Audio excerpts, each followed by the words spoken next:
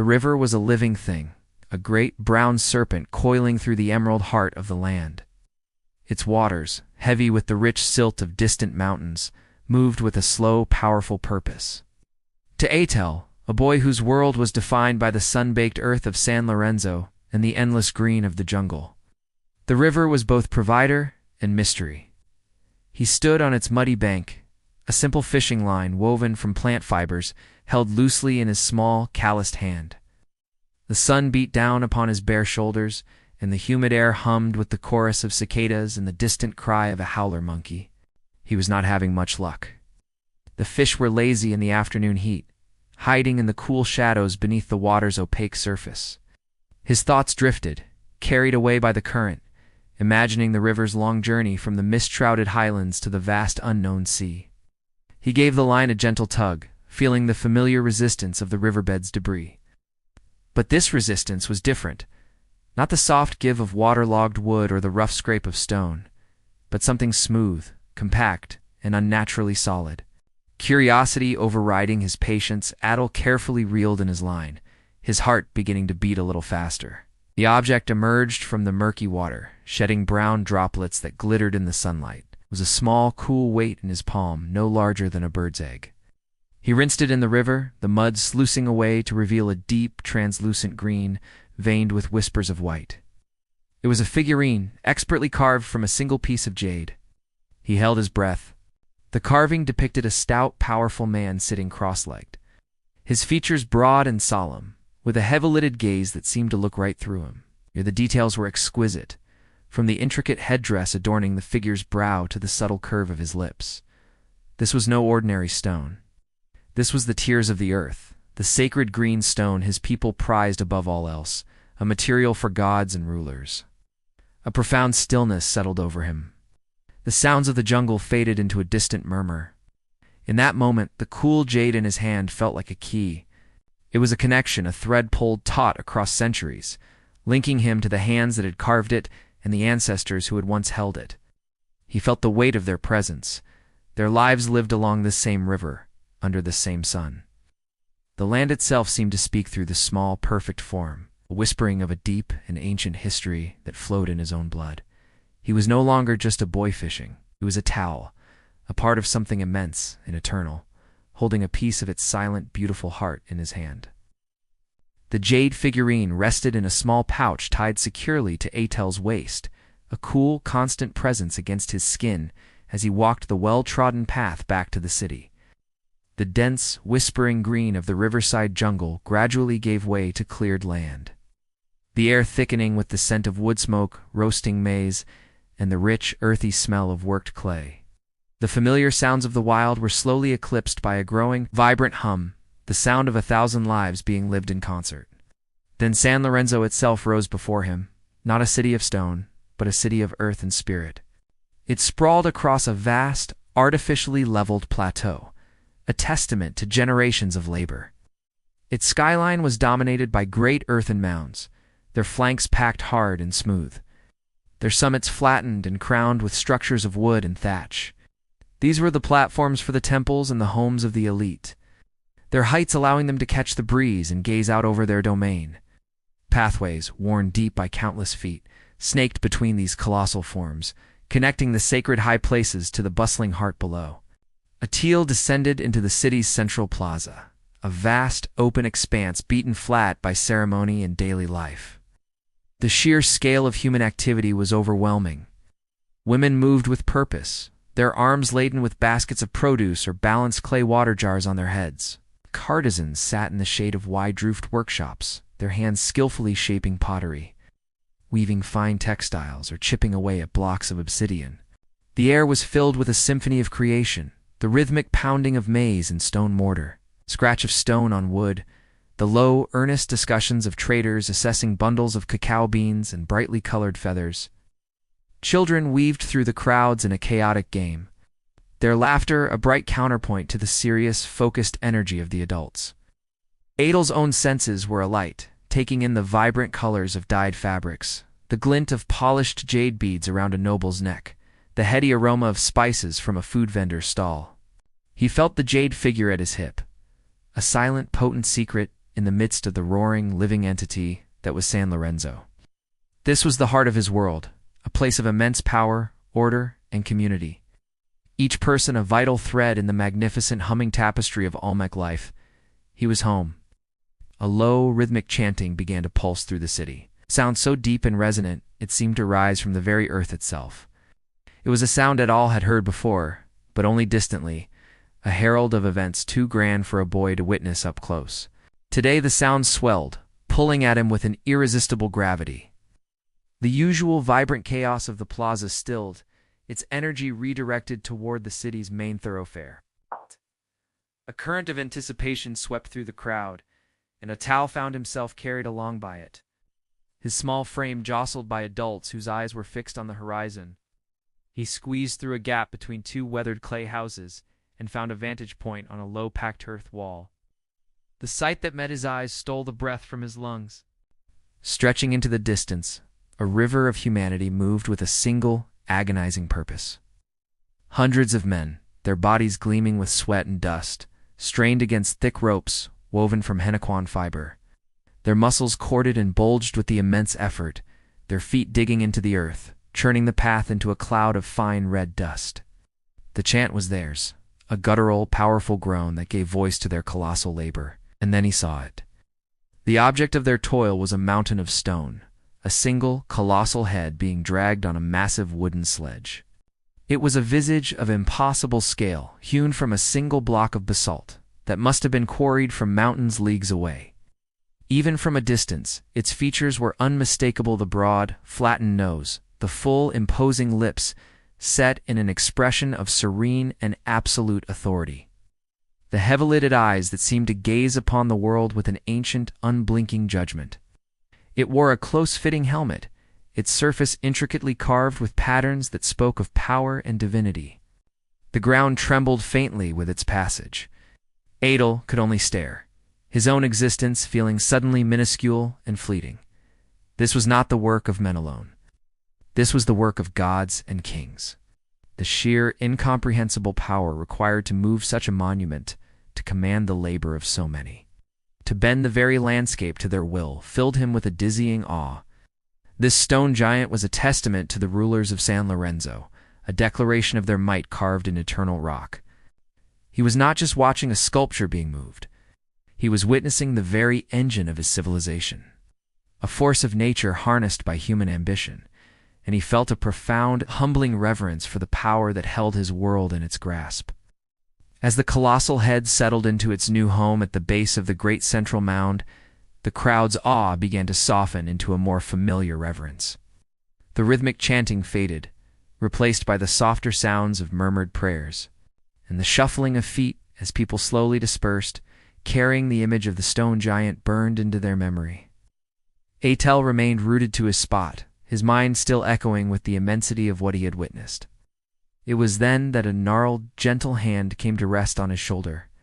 He turned to see old man Ishtali, one of the city's elders, whose face was a roadmap of deep wrinkles, and a life spent observing the rhythms of San Lorenzo. His eyes, though clouded with age, held a sharp, knowing light. He nodded toward the newly placed head, its stone gaze now fixed eternally on the plaza. Without a word, the days following the arrival of the stone giant were charged with a new energy, sense of purpose that seemed to emanate from the colossal visage now rooted in the heart of the city. For Atil, the world had taken on a sharper focus. The elder's words had unlocked a deeper layer of meaning in everything he saw at the rituals. The labor, the very stones beneath his feet. He carried the jade figurine with him always, its smooth surface, a constant, cool reminder of the unseen threads connecting him to the past. It was this small green token of the river that first drew the shaman's eye. The man moved through the crowded plaza with an otherworldly grace, his presence causing a subtle ripple of bowed heads and averted gazes. He was not old like Ishtli, but he carried a similar weight of knowledge in his bearing. His hair was long and dark, woven with feathers and small polished bones, and his eyes, when they fell upon Atil, seemed to see not just the boy but the currents of spirit that flowed around him. He stopped, his gaze lingering not on Atel's face, but on the small pouch at his waist, as if he could perceive the sacred green stone within. Without a word, the shaman extended a hand, his fingers stained with the dyes of ritual and the ash of sacred fires. There was no demand in the gesture, only a silent invitation. Hard hammering against his ribs, Adel untied the pouch and carefully placed the jade figurine into the waiting palm. The shaman's fingers closed around it, and his eyes drifted shut for a long moment. A profound silence seemed to envelop them, muting the clamor of the city. When his eyes opened again, they held a new light, one of recognition and intent. He returned the figurine to Atel, then placed that same hand on the boy's head. The touch was cool and electric, a sensation that traveled down Atel's spine like a shiver. It was a summons, clear and irrevocable. His shaman turned and began to walk toward the great earthen mound, and Atel, compelled by a force greater than curiosity, followed. They ascended the steep, packed earth ramp, leaving the familiar world of the plaza below. The air grew stiller, the sounds of daily life fading into a distant hum. At the summit stood the shaman's dwelling, a structure of wood and thatch that seemed both part of the earth and apart from it. The entrance was shrouded by a curtain of hanging vines and strings of shells that clicked softly together in the breeze. Inside, the light was dim and smoky, fragrant with the scent of copal resin, dried herbs, and damp earth. The walls were lined with shelves holding an array of objects both mundane and mysterious. Bundles of feathers, pots of pigment, strangely shaped stones, and the skeletal remains of small animals. In the center of the room, a small fire pit glowed with embers, its smoke curling up toward a hole in the roof. This was a world apart, a place where the veil between the physical and the spiritual was thin and permeable. The shaman gestured for Atal to sit on a woven mat near the fire. He then began a slow, deliberate circuit of the room, touching certain objects, whispering words that were not words but sounds of power. He was opening the space, preparing it. Atal understood, with a certainty that settled deep into his bones, that his life had irrevocably shifted. His days of fishing and playing in the plaza were over. He was now an apprentice, stepping across a threshold into a hidden realm of ritual, knowledge, and the immense, terrifying responsibility of speaking for the gods. The call had been given, and he had answered. Chapter 5. The jaguars roared the air, and the shaman's dwelling grew thick and heavy, charged with a palpable energy that made the fine hairs on Adel's arms stand on end. The shaman moved with a new, fierce intensity, his motions sharp and predatory as he prepared the space for the ceremony. From a darkened corner, he produced a pelta, magnificent jaguar skin, its golden fur still vibrant, dotted with the dark rosette patterns that spoke of the dense jungle night. The empty head of the great cat was intact, its glassy eyes seeming to hold a flicker of ancient life. The shaman draped the pelt over his shoulders, the transformation immediate and terrifying. He was no longer just a man, he was a vessel, a doorway for a power far older than the city itself. He began to chant, a low, guttural series of sounds that were more growl than song. The rhythm was primal, a pulse that seemed to sync with Atel's own hammering heart. The shaman's body began to sway, his movements becoming less human, more fluid and powerful, a mimicry of the great cat's stalking grace. He tossed a handful of dried leaves onto the embers of the fire, and the room instantly filled with a pungent, earthy smoke that stung Atel's eyes and filled his lungs with a strange, dizzying warmth. The world began to warp and melt at the edges. The walls of the hut seemed to dissolve into the swirling green-black depths of the jungle. The chant was no longer coming from the shaman, but from the shadows themselves. A deep-throated roaring that vibrated through the packed earth floor and up through Atel's bones. He could no longer see the fire, the shelves, the shaman. He was surrounded by the oppressive heat and the deafening chorus of night insects. The air ripe with the smell of damp vegetation and rich loamy soil. Then he saw it. Between the thick hanging vines, 2 points of molten gold ignited in the darkness. They were eyes burning with an intelligence that was ancient and utterly alien. A massive muscular form detached itself from the shadows, moving with a silence that was more menacing than any sound. It was the jaguar, the lord of the underworld, the embodiment of raw, untamed power. Its spotted coat was a map of the starry night sky, and its gaze held Adel frozen, a prey creature caught in a moment of perfect, terrifying clarity. The vision was not one of fear, but of terrifying communion. Adol felt the jaguar's strength flow into him, the power in its coiled haunches, the ferocity in its bared fangs, the absolute sovereignty it held over its domain. He felt the crushing bite, the rip of sinew, the hot rush of lifeblood. It was not violence for its own sake, but the sacred, brutal necessity of the natural order. He was both the hunter and the hunted, the consumer and the consumed. He understood in that moment that true power was not the ordered might of the stone giants, but this wild, unpredictable, and absolute. As suddenly as it had begun, the vision shattered. The jungle receded, the roaring faded to a whisper, and the pungent smoke cleared. Adol found himself back on the woven mat, gasping for air, his body trembling with a residual energy. The shaman stood before him, the jaguar pelt now just a skin draped over his tired shoulders. His human eyes met Atol's, and in them Atol saw a reflection of the same fierce golden light. No words were needed. The jaguar's roar had echoed in his soul, and he was forever changed. A new, ferocious strength now resided within him, a gift and a burden from the spirit of the night. Chapter 6. The artisan's hands, the lingering echo of the jaguar's roar still hummed in Adol's veins, a raw and primal energy that made the ordinary world seem both more vivid and more fragile. In the days that followed his vision, the shaman guided him not toward further spiritual trials, but toward the tangible, the made, the crafted. He was led away from the quiet intensity of the ritual space and into the vibrant, dusty clamor of the city's artisan quarter, a place where divine will was given earthly form. The workshop was an open-sided structure, its thatched roof providing shade from the relentless sun. The air within was thick with a fine gray-white dust that settled on every surface and caught in the light like drifting pollen. The sound was a constant rhythmic percussion, the precise, metallic tink-tink of chert, chisels against stone, the softer, grinding rasp of sandstone abrasives, the occasional, sharp crack of a misjudged strike.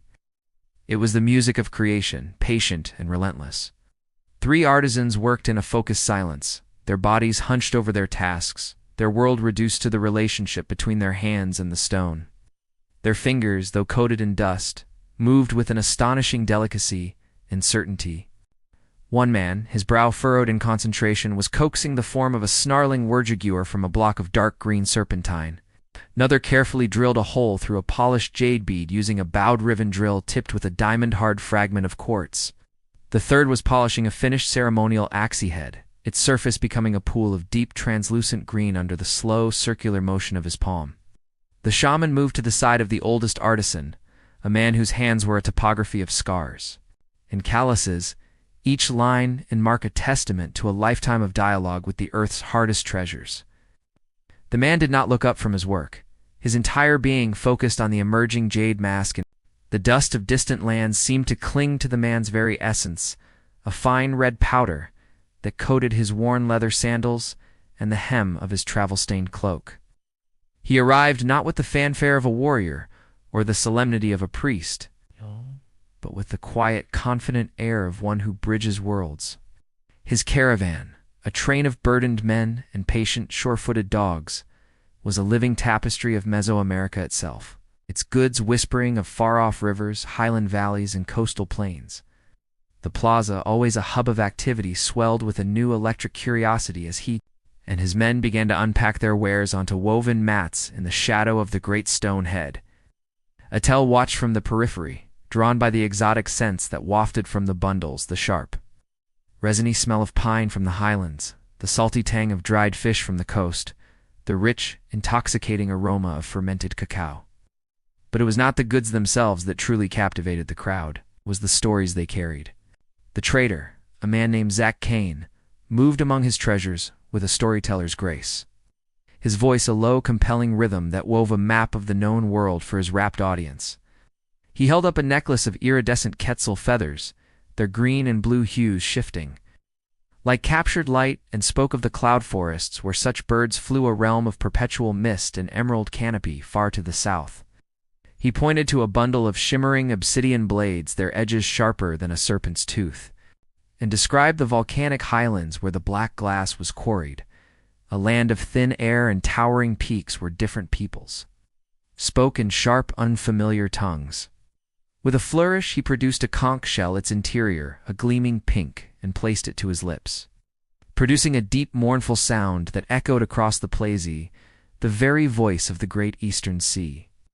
A vast, endless expanse of salt water that none from San Lorenzo had ever seen. And everywhere he went, Zach Kane found echoes of home. He pointed to a pot adorned with a familiar word jaguar motif, traded from a village 2 weeks' journey to the west. He admired a headdress that used the same jade working techniques perfected in San Lorenzo's workshops, found in a chief's house in the northern marshes. He spoke of villages that had adopted the Olmec ballgame, building their own courts, and of shamans in distant lands who invoked the same earth and rain gods, though they sometimes used different names.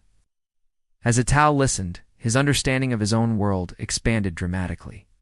San Lorenzo was not an isolated wonder. It was the beating heart of a vast, interconnected network. Its influence, carried by traders like Zach Kane, flowed out along rivers and jungle paths like lifeblood. Its art, its rituals, its gods, and its symbols taking root in 100 different lands. The colossal head gazing over the plaza was not just a monument to a local ruler. It was a symbol of a cultural force that shaped the continent. The jade figurine in his pouch felt heavier, its significance magnified. It was part of a language spoken across Mesoamerica, a silent, green testament to the reach and power of the Olmec world, a world far wider and more wondrous than he had ever imagined. The sound was unlike any other in the city Adeep. It's a resonant thud that seemed to strike the earth itself, followed by the sharp, collective intake of breath from 1,000 spectators. It was the sound of the rubber ball, heavy and solid, meeting the hardened hip of a player, and it drew Atal through the crowded plaza like a summons. He found a place on the sloping earthen embankment that framed the ball court, a long, narrow alley of packed earth flanked by high sloped walls. The air crackled with a tense sacred energy, a feeling far removed from the cheerful chaos of the market or the quiet focus of the workshops. Below, the players moved with a ferocious, ritualized grace, their bodies heavily muscled and gleaming with sweat, were armored in thick belts of hardened leather around their hips and waists, their knees and elbows padded against the brutal impact of the game. Their faces were set in masks of intense concentration, eyes fixed on the dark sphere of solid rubber as it ricocheted with terrifying speed from wall to sloped wall. They did not use their hands or feet, only their hips, thighs, and shoulders to propel the ball. Their movements a dizzying blend of athleticism and controlled violence. The crowd was not cheering. They were watching, their silence a form of reverence. Atal understood why. This was no simple sport. Court was a cosmogram, a model of the universe. The soaring walls were the boundaries of the world. The bouncing ball, the unpredictable journey of the sun through the underworld at night. The players were not merely athletes. They were heroes, gods, and demons, acting out the eternal struggle between light and darkness, order and chaos, life and death. Every thunderous impact was a prayer, every strategic pass a negotiation with fate.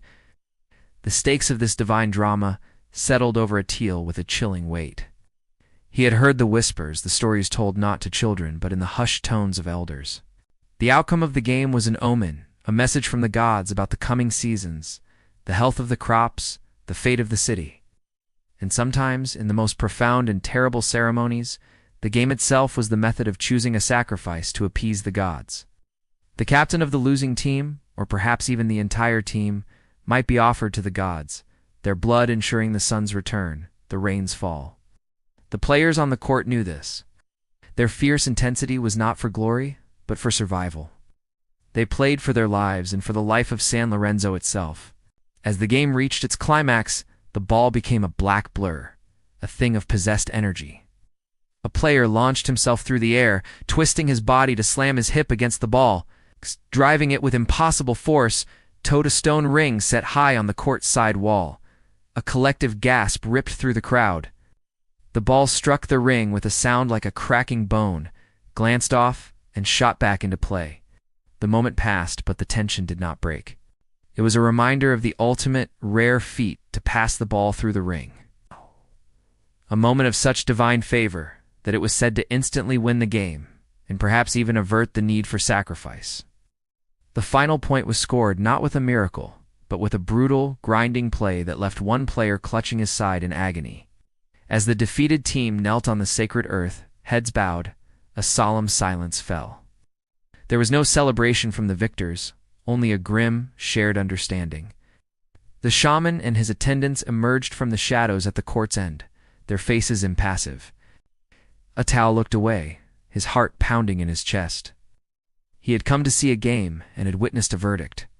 The thud of the ball still echoed in his bones, a sound now forever married in his mind to the fragile, terrifying balance between life and death, and the terrible price the gods sometimes demanded to maintain it.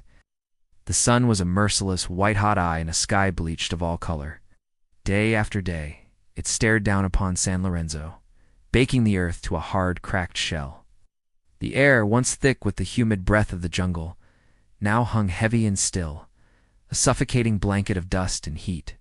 The river, Atil's river, the great brown serpent that had given him his first taste of the sacred, had shrunk to a listless, muddy trickle between wide, exposed banks of cracked clay. The maize plants in the surrounding fields, which should have been standing tall and green, now drooped listlessly, their leaves curling inward like the fingers of a dying hand.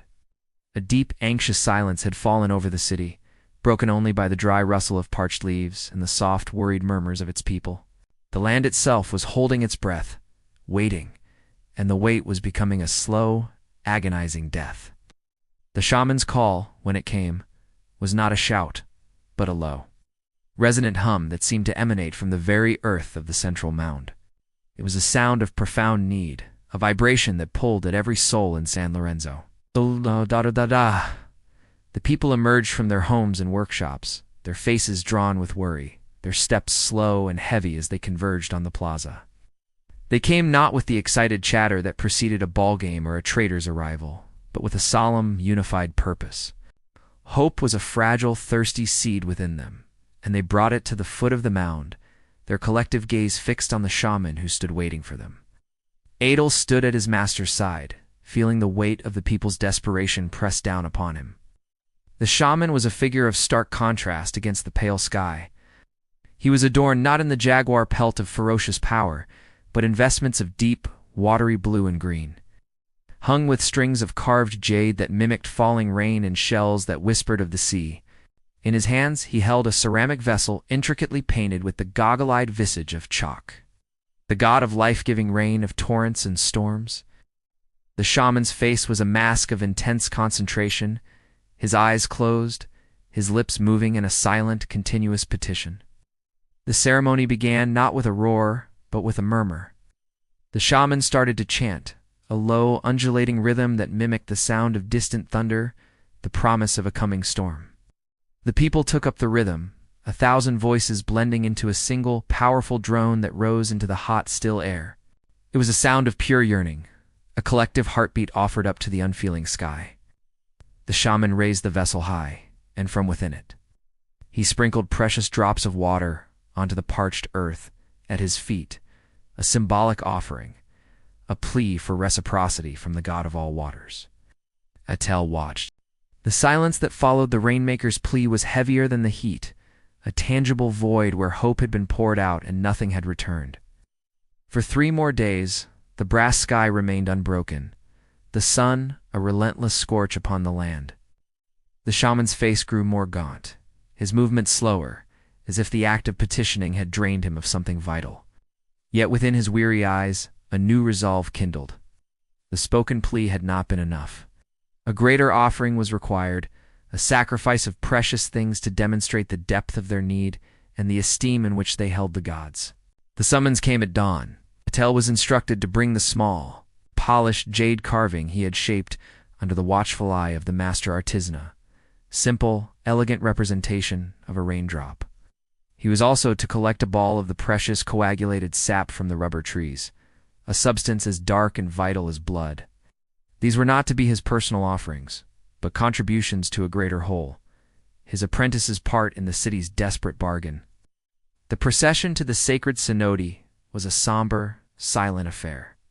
The shaman led, followed by the city's elders and a select group of artisans carrying baskets laden with the community's most valued treasures, intricately carved jade beads, polished mirrors of iron ore, beautifully wrought ceramic vessels and large solid balls of raw rubber. Patel walked among them, the weight of the objects in his hands feeling insignificant, yet profoundly connected to the fate of all. The Sonati was not a river or a spring, but a sudden, startling wound in the earth adeep. Natural well where the limestone crust had collapsed to reveal the secret groundwater below. Its opening was a perfect circle of darkness, fringed by dense emerald vegetation that seemed to lean inward, as if paying homage to the abyss. The air around it was cooler, carrying the damp mineral scent of deep water and ancient stone. A rough, steep path had been worn into the rock wall, leading down to a small ledge just above the water's inky surface.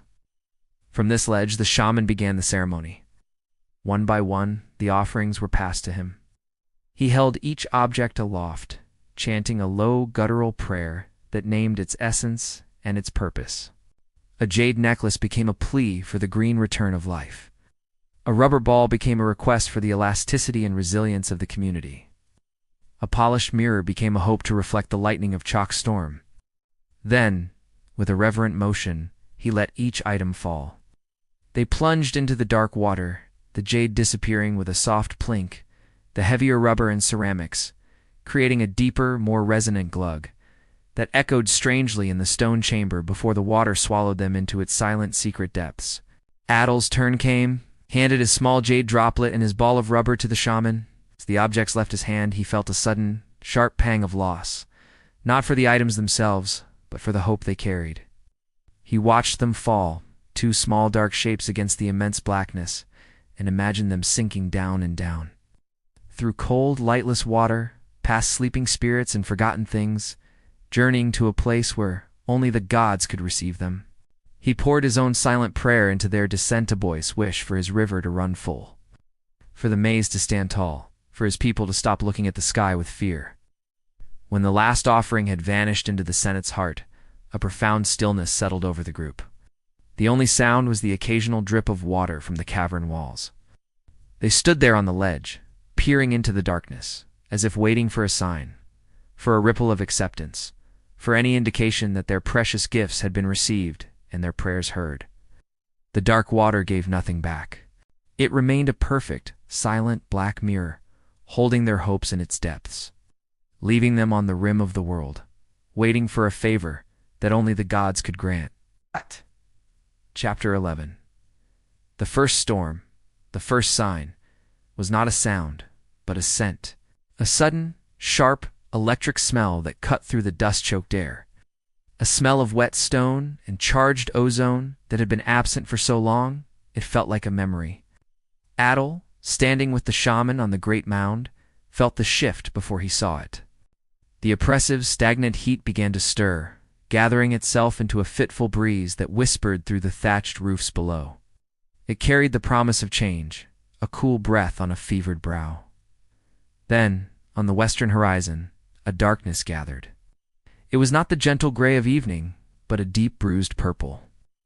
A towering wall of cloud that advanced with a silent, terrifying majesty. A low rumble rolled across the land, not the manufactured thunder of the ballgame, but the real, deep-throated growl of the sky itself. A collective sigh seemed to rise from the city, a release of breath held for weeks. People emerged from their homes, their faces tilted upward, not in fear, but in desperate, rapturous hope. The shaman beside Atal let out a soft, shuddering breath of his own, his eyes closed in gratitude. Their prayers, their precious offerings, had not vanished into the silent cenote. They had been answered. The first drops were fat and heavy, striking the parched earth with audible splats, each one raising a tiny puff of dust. Then the sky tore open. The rain did not fall. It poured, it sheeted, it became a solid roaring curtain of water that hammered on the thatched roofs and turned the hard-packed earth of the plaza into a shallow, churning lake in moments. Children shrieked with a joy that was almost pain, dancing and spinning in the deluge, their mouths open to catch the sweet, fresh water. Adults stood with their arms outstretched, letting the rain soak through their clothes and wash the dust from their skin, their laughter mingling with the thunder. The relief was a physical force, washing away the anxiety, the fear, the specter of starvation. The land was drinking, and with every gulping mouthful, life was returning. But as the initial euphoria subsided, the nature of the gift revealed itself. The rain did not relent. It continued for hours, a relentless pounding torrent that began to test the very foundations of San Lorenzo. The cleverly designed drainage channels, which usually carried away the regular tropical showers, were quickly overwhelmed. They overflowed, sending muddy rivers cascading down the pathways between mounds. The plaza became a true lake, its waters rising to swallow the lower steps of the central platform.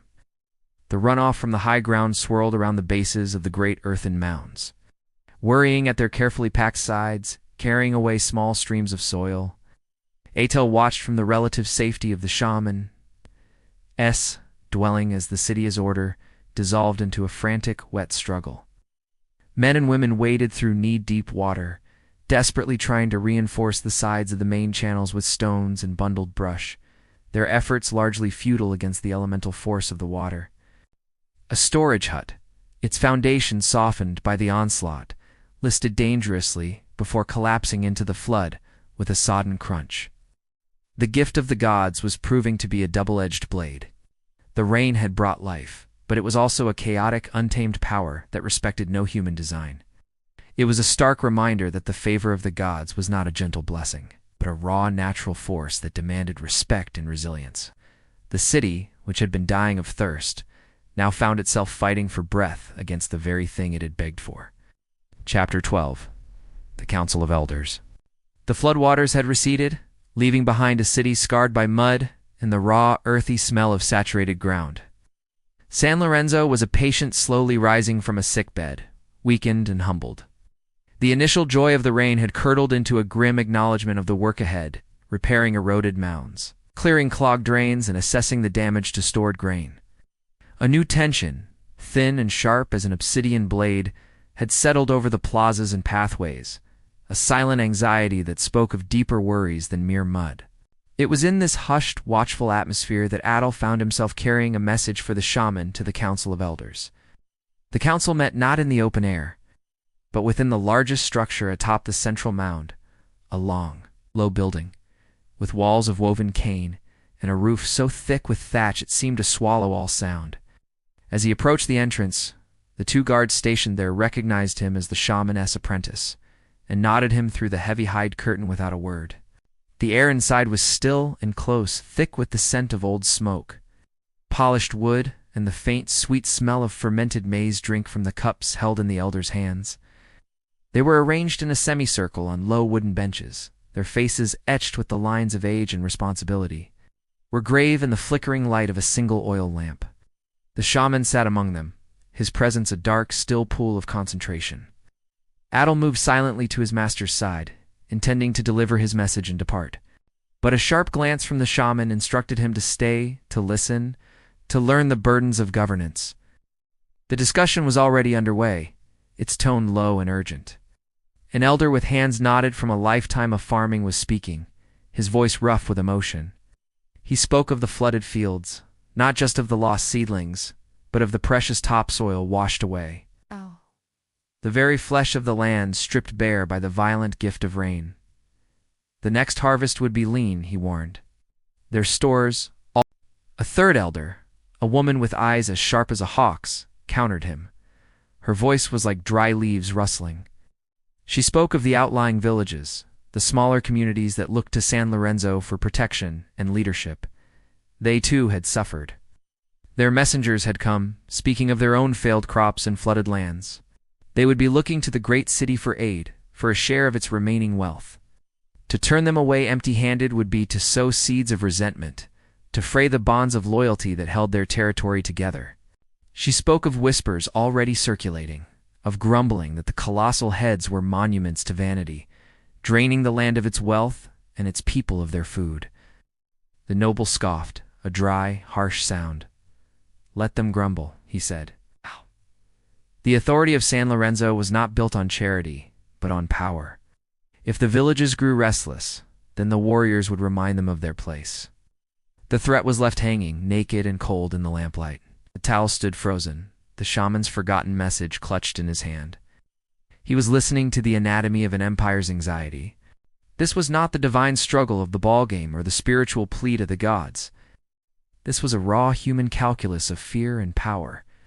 The drought and the flood were not just natural disasters. They were wedges being driven into the very foundations of their society, pitting the need for divine spectacle against the need for bread, the central power against its dependence. The stone giants, once symbols of unifying strength, now seemed like hungry idols demanding ever greater sacrifices. The air in the council house was thick with the unspoken fear that their world, for all its grandeur, was balanced on a knife's edge, and the tensions with their neighbors were the first tremors of a coming fall. Chapter 13. The Council of Elders, the air in the longhouse, was thick with the scent of copal smoke and unspoken dread. A heavy blanket that seemed to smother the flickering light of the single oil lamp. Atel stood just inside the doorway, a silent shadow in the presence of the city's most powerful minds. The elders were arranged in a semicircle on low wooden benches, their faces, etched with the lines of age and responsibility, were grim masks in the dimness. The shaman sat among them, a still, dark figure whose presence seemed to absorb the anxiety in the room rather than contribute to it. Atal had come to deliver a message, but a sharp, almost imperceptible gesture from his master instructed him to remain, to bear witness to the burdens of rule. The discussion was a low, tense murmur, a river of worry flowing beneath a surface of forced calm.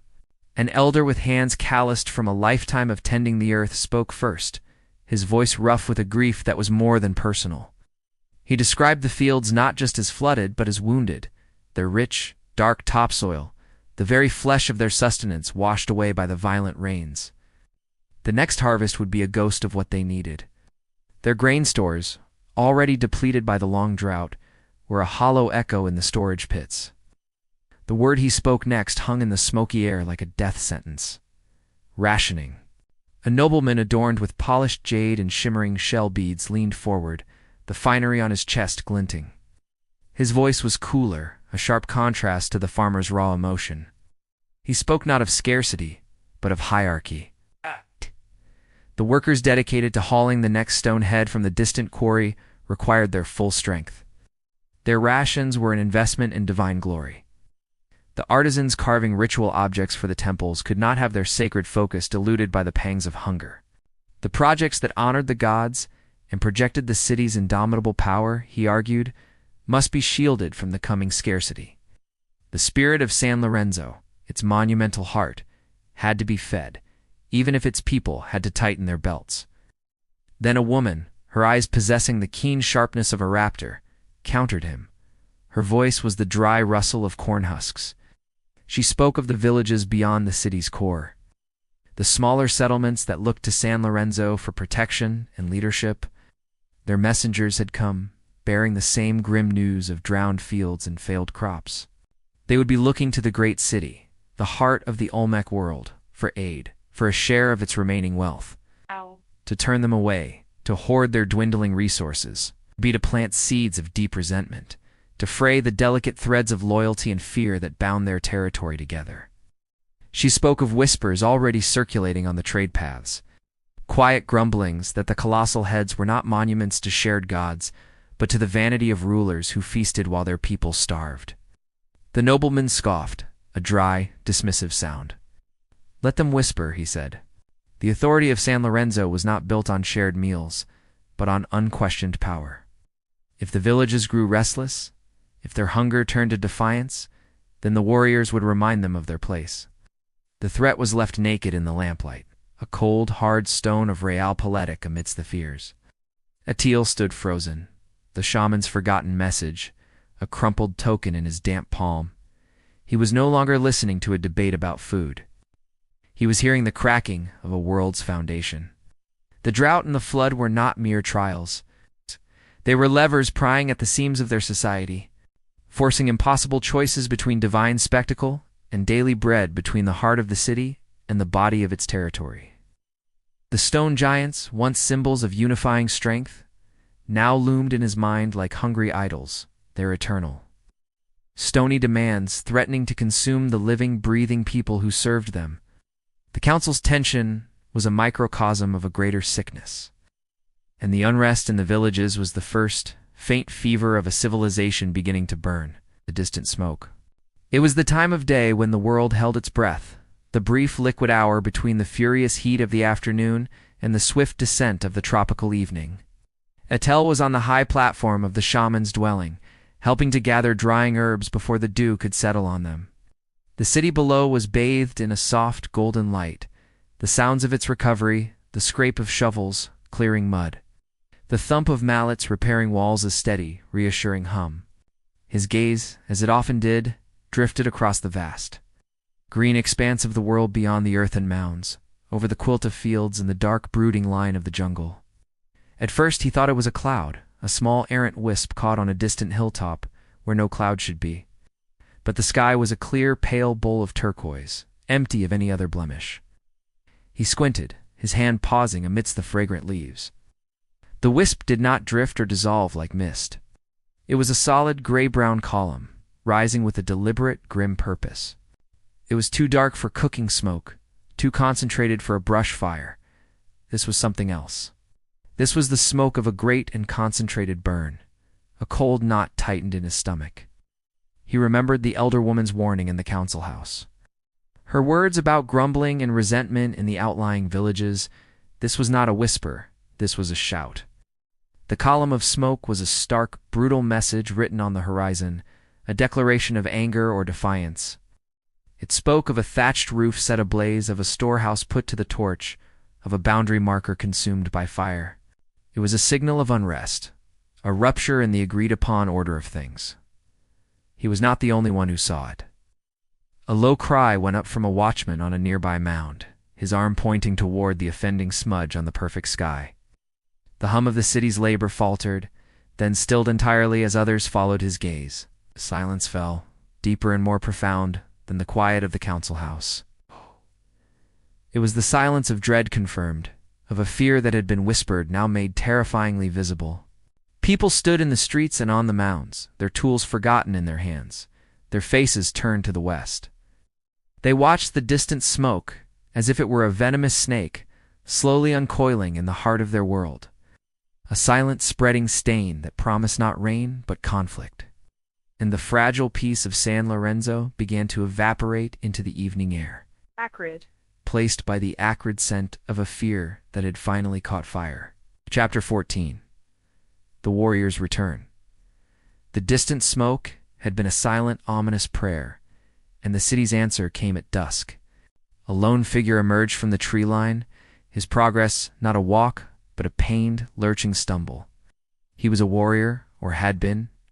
The remnants of his padded cotton armor were torn and stained, one arm clutched tightly to his side where a dark, wet patch seeped through the fabric. His face was a mask of exhaustion and dirt, etched with lines of pain. But his eyes burned with a feverish intensity that cut through the gathering twilight. He did not call out. His mere presence, his broken silhouette against the darkening jungle, was a cry more piercing than any shout. The watchmen saw him first, their alarmed shouts bringing people rushing to the western edge of the city. The path cleared before him as he staggered into the outskirts, his breathing a ragged, wet sound. The hopeful relief that had greeted the rains was gone, replaced by a cold, clutching fear. This was not a trader from afar, or a messenger from a friendly village. This was one of their own, returned from the territories where the smoke had risen. His words painted a picture of a territory unraveling. It was not just one village, he gasped. The defiance was spreading, a sickness on the wind, encouraged by their city's perceived weakness after the drought and floods. Other settlements were watching, sensing a change in the old order. The distant smoke had been a beacon, a signal of successful rebellion that others might now be emboldened to follow. As the warrior's strength failed and he slumped into unconsciousness, his message hung in the thick evening air, more damaging than any weapon. The skirmish was a crack in the foundation of their world. The fear in the plaza was no longer abstract. It had a face now, streaked with dirt and blood. It had a sound, the ragged, painful breath of a broken man. The challenges to Olmec authority were no longer whispers in a council house or a column of smoke on the horizon. They were here, lying bleeding in their midst, a terrible omen of the fragile peace shattering, and the world they knew beginning to fracture from the edges inward. The wound of the warrior's return had not yet scabbed over. A palpable tension still hummed through San Lorenzo, a wary energy that scanned the horizon, not for rain clouds, but for more signs of smoke. It was in this atmosphere of heightened vigilance that the decision was made. The city's need for obsidian, the sharp black glass, essential for tools, weapons, and ritual bloodletting, outweighed the risks of the road.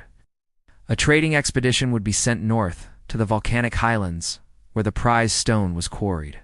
And to the surprise of many, including himself, Adel was chosen to accompany them. The shaman's reasoning was whispered, not proclaimed. The journey was not merely a commercial venture, but a diplomatic and spiritual one. They would be traveling through territories humming with unrest, and they would be meeting with peoples of different customs and gods. An apprentice of the spirit world, one who carried the quiet weight of jade and the echo of the jaguar's roar, might see and understand things a pure warrior or trader would miss.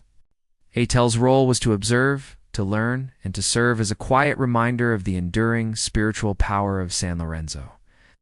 The caravan assembled at dawn on the outskirts of the city, a line of perhaps 30 men and twice as many sturdy, patient dogs bred for burden. They were a mix of seasoned traders with calculating eyes and hardened guards whose hands never strayed far from the hafts of their obsidian-tipped spears. The goods they brought for trade were a testament to Olmec artistry.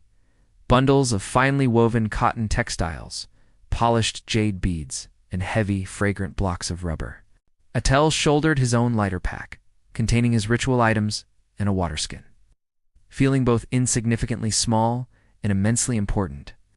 As they moved away from the familiar man-made skyline of mounds and thatch, the world began to change. The flat alluvial plains that sustained San Lorenzo's maize fields gradually yielded to gently rolling hills.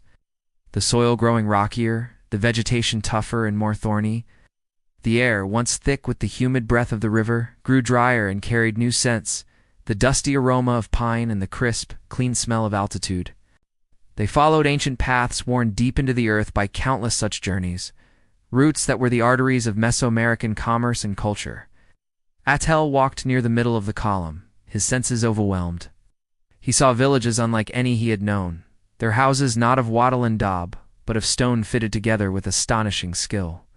Clinging to hillsides like swallows' nests, the people who watched them pass from their fields or doorways were different, too shorter, sturdier, their features sharper, their language a series of clipped, unfamiliar consonants. They wore garments of wool from highland alpacas, not cotton, and their eyes held a reserved, watchful quality that was neither hostile nor welcoming. The traders exchanged cautious greetings with local headmen, offering small gifts of salt or cacao. Their negotiations a delicate dance of mutual need and mistrust. For ATL, it was like stepping into a reflection of his own world. One where the colors were the same, but the patterns were entirely new. He was traveling not just through space, but through the myriad expressions of humanity, each mile a lesson in the vast, complicated tapestry of the land his people called home. The caravan's ascent into the highlands was a journey into a different world, one of thin, crisp air and skies that stretched into a deeper, more profound blue. The lush, humid embrace of the coastal plain had fallen away behind them, replaced by a landscape of dramatic slopes and rugged pine-clad valleys.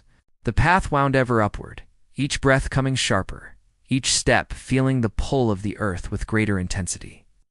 Finally, they rounded a bend, and their destination came into view. Clinging to the shoulder of a great mountain like a lichen on stone, it was a village, but unlike any Atale had ever seen. San Lorenzo was a city of earth and open plazas. This was a fortress of rock and secrecy. The dwellings were not scattered, but piled almost one upon the other. Their walls constructed of dark volcanic stone fitted together with such precision that they seemed to grow naturally from the mountainside. Narrow, steep alleyways snaked between them, more like crevices than streets. There were no great earthen mounds, no open spaces for public gathering. Instead, a single flat terrace had been carved from the living rock, and it was here that the villagers awaited them, a silent, watchful congregation. As the Olmec traders approached, the cultural chasm between them became palpable. The Highlanders were a compact, sturdy people. Their skin weathered by wind and sun, their eyes narrowed against the brilliant highland light. They wore thick, woven garments of muted browns and grays, a practical defense against the chill that already whispered on the air as the sun began its descent. Their faces were guarded, etched with a reserved suspicion that spoke of a life lived in a hard land, wary of outsiders. They held themselves with a quiet pride that needed no colossal heads or grand plazas to proclaim it. Their defiance was in the very stones of their homes. The leader of the traders, a man named Akbel, stepped forward, his hands open in a universal gesture of peace. He began the formal greetings, his voice echoing slightly in the thin air. He spoke of the mutual benefit of trade, of the fine goods they had brought from the lowlands, of the long-standing relationship between their peoples. The village headman, a man with a face like worn leather and eyes the color of flint, listened impassively. His responses were short, clipped, devoid of the flowery courtesy that would have been expected in San Lorenzo. This was not a negotiation between friends, but a transaction between wary equals, each assessing the other's strength and need. Attell watched from the periphery, his shaman-trained senses absorbing the subtleties that the traders might miss. He felt the tension thrumming in the air, a product of more than just barter. It was a tension of belief, of worldview. He saw the villagers glance with barely concealed skepticism at the jade amulets and polished mirrors the Olmecs offered. Beautiful, yes, but perhaps too refined. Too focused on the gods of rain and earth for a people who lived closer to the sun and the volcano's fire. He noticed their own sacred objects, simple, powerful carvings of the mountain itself. Stones that held the imprints of fossils, feathers from eagles that soared on the high thermals. Theirs was a spirituality rooted in the immanent, the tangible power of the land they stood on, not the abstract, organized pantheon of the lowlands. The negotiation was a delicate, tense dance. The Highlanders drove a hard bargain, their demands for cotton and cacao high, their offers of raw obsidian cores seemingly low. They knew their resource was unique, essential. The unspoken context of the wounded warrior and the distant smoke hung over every exchanged word. The Olmecs were not just traders here. They were representatives of a power whose influence was visibly fraying at the edges. The Highlanders sensed this weakness, this hunger, and they negotiated from a position of hardened, isolated strength. The transaction was completed, but no feast was offered, no bonds of friendship strengthened. The goods were exchanged on the cold stone of the terrace, and the Olmec caravan was left to make their own. Camp on a windy ledge below the village, the lights of the highland dwellings twinkling above them like cold, unwelcoming stars. The divide was more than geographical, it was a chasm of custom and belief. And Atal felt the cold of that highland night seep deep into his bones, a chill that had little to do with the temperature. The dawn in the highlands was a sharp, cold affair. The sun's first rays cutting like blades across the stone terrace where the Olmec traders had spent a restless night. The business of the previous datha, tense bartering, the exchange of goods was concluded, yet a palpable unease lingered in the thin, clear air. The caravan was preparing to depart, the men securing packs onto the patient dogs, their breath pluming in the frigid morning light. The Highlanders watched from the doorways of their stone dwellings, their expressions as inscrutable and hard as the mountain itself. It was then that the village headman emerged from his home, not with the brisk finality of a concluded transaction, but with a slow, deliberate purpose that stilled the activity on the terrace. In his hands, he carried an object wrapped in a piece of undyed, coarse-woven cloth. I scanned the Olmec party before settling not on the trade leader Akbel, but on Atal, who stood slightly apart. His youthful presence and the subtle sacred aura of his apprenticeship marking him as different from the others. The headman approached Atal, his steps measured on the cold stone. Without a word, he unfolded the cloth. Nestled within was a knife. Its handle was carved from a dense, dark wood, polished to a deep gleam by generations of use. But it was the blade that captured the light and the breath from Atal's lungs. It was a length of perfect obsidian, a shard of volcanic night, honed to an edge so fine it seemed to slice the very air around it. The stone was not merely black. It was a depthless void, a captured piece of the starless sky, with a razor-sharp gleam running along its length where the light caught its impossible edge. This was no tool for butchering game or shaping wood.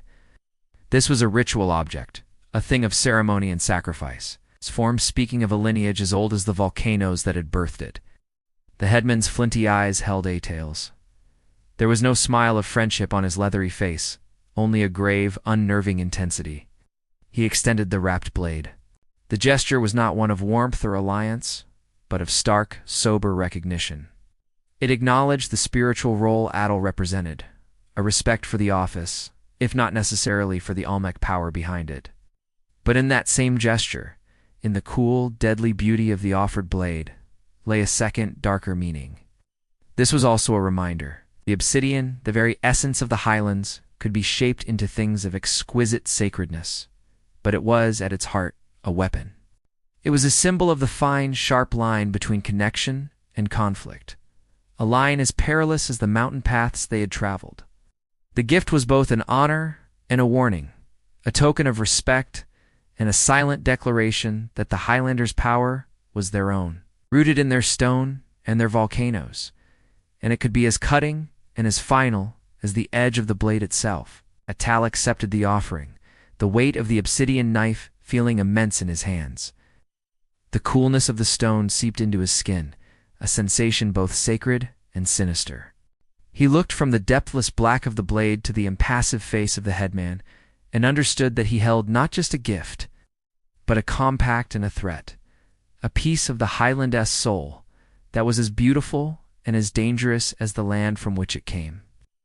The caravan turned its back on the cold, stone embrace of the highlands.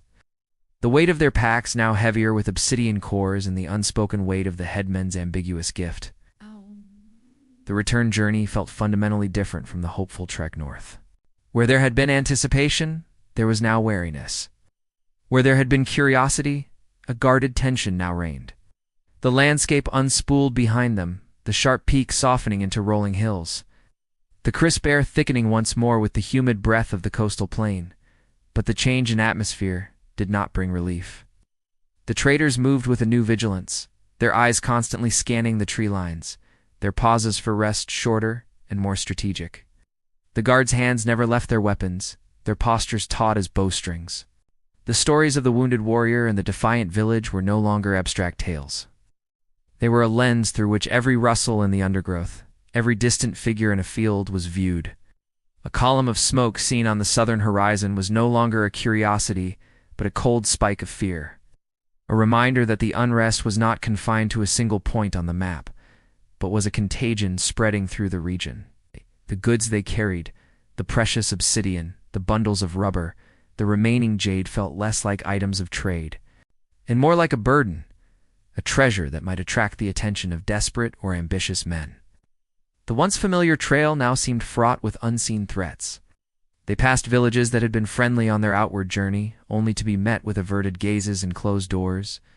The easy camaraderie of the market was gone, replaced by a sullen, watchful silence. The influence of San Lorenzo, once a palpable force that commanded respect and fear, was visibly eroding, its authority bleeding away into the thirsty soil of a land stressed by drought and flood. Adel walked with the obsidian knife secured in his pack, its cool, deadly presence a constant weight against his back. He felt the change not just in the behavior of those they passed, but in the very air itself. The world felt unstable, like the ground beneath his feet had developed cracks too fine to see but deep enough to threaten everything built upon it. The return journey was not a triumphant homecoming with riches. It was a cautious retreat through a landscape growing increasingly alien and hostile, each step carrying them not toward security, but toward a heart that itself might be faltering. They were bringing the obsidian home, but they were also bringing back the palpable sense of a world unraveling, a sickness on the wind that no amount of sacred stone could cure. The familiar skyline of San Lorenzo's earthen mounds should have been a welcome sight, a promise of rest and safety after the tense journey. But as the weary caravan crested the final hill, the view that greeted them was not one of relief, but of a new and different dread.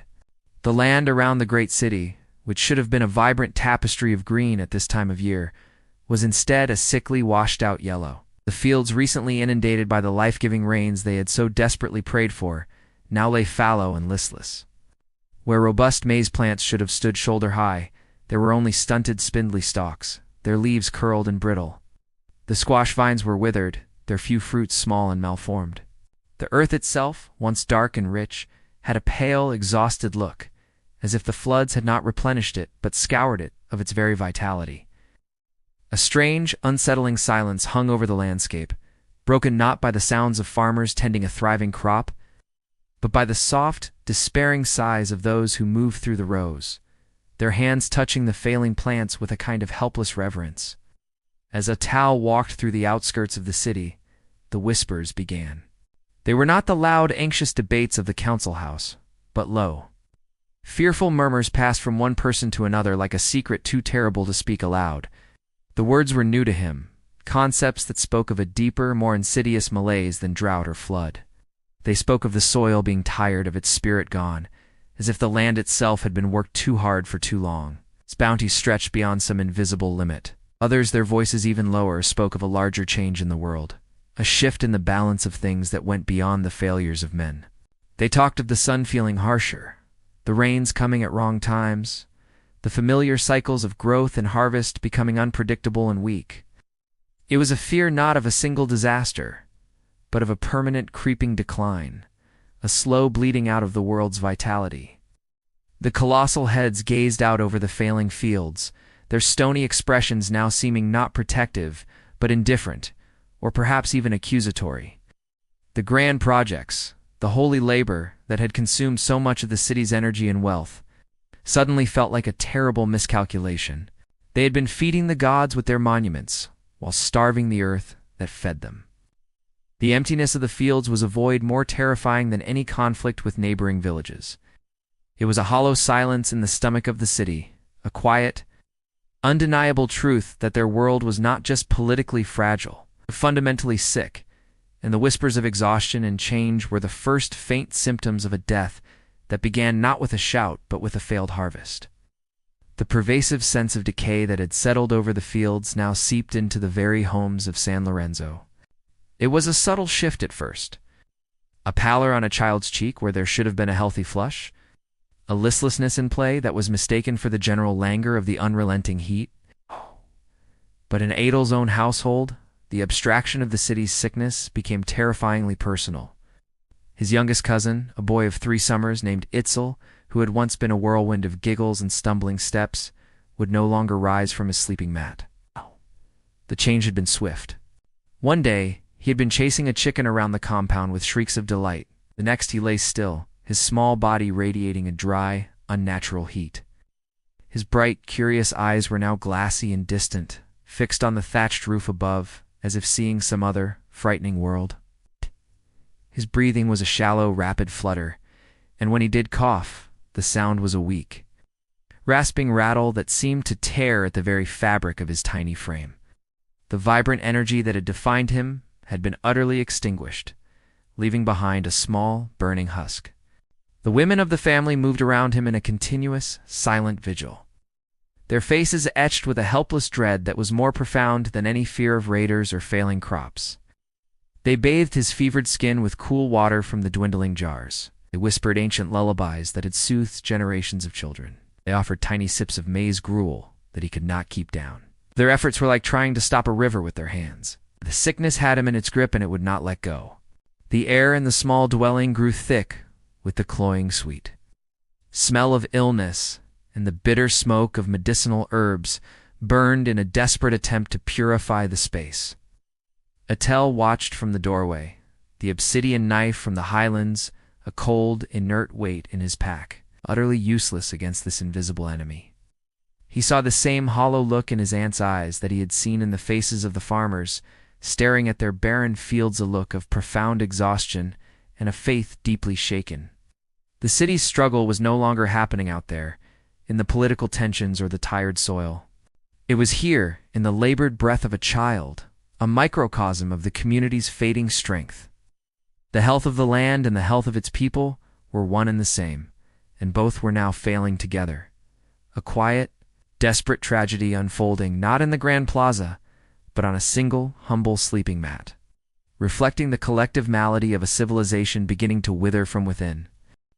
The air in the shaman's dwelling, once thick with the potent smoke of certainty and the whispered presence of spirits, now felt thin and hollow. The failing fields, the wounded warrior, the sickened child, these were not mere misfortunes. They were a cascade of failures, each one a crack in the foundation of the shaman's world.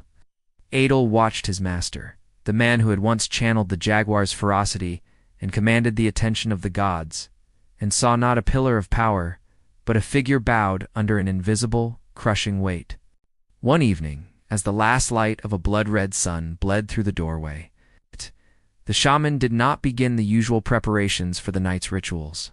Instead, he simply sat before the cold fire pit, his hands resting limply on his knees. The vibrant feathers in his hair seemed dull, the polished bones and shells hanging from his neck like worthless stones. The silence stretched, thick and uncomfortable, until he finally spoke, his voice not the resonant instrument of ceremony, but a dry, broken whisper that seemed to startle even him.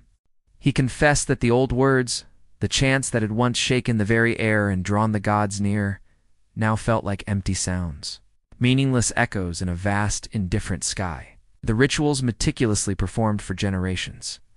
The offerings of jade and rubber cast into the cenote's darkness, they were met with a silence more profound and terrifying than any divine wrath. The gods, he murmured, his gaze fixed on the ashes in the pit, felt distant. It was as if a veil had been drawn between the world of men and the world of spirit, a veil that his prayers could no longer pierce.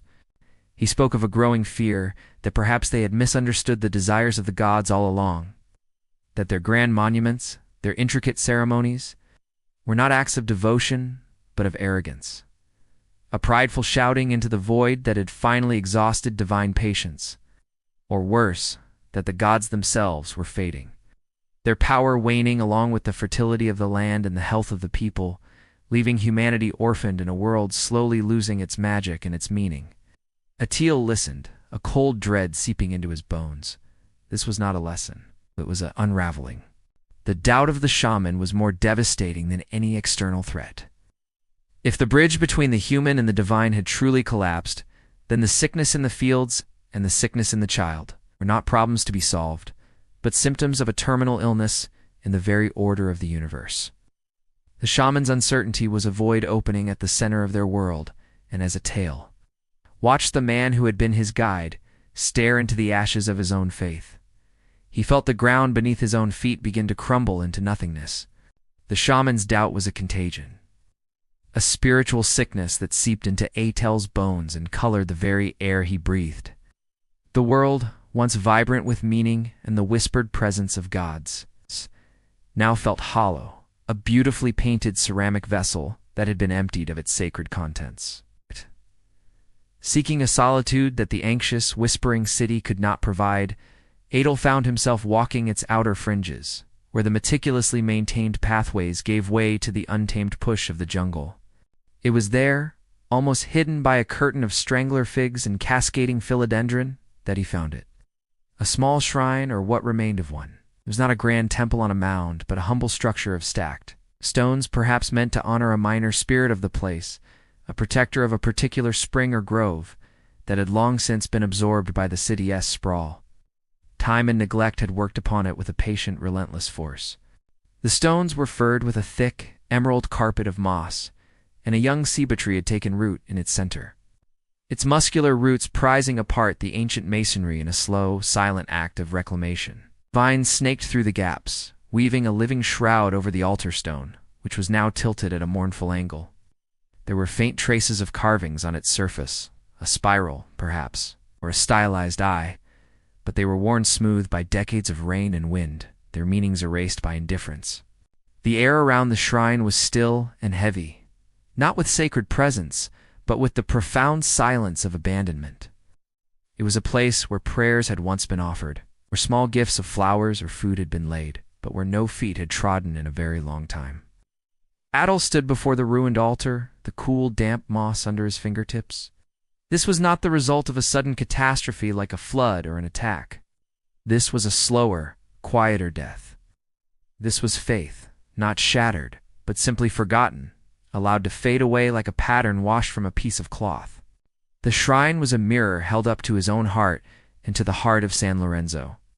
It was a symbol of the neglect that had crept in, the turning away from the small, humble spirits of the land in favor of grand, imposing gods who now seemed to have turned their faces away.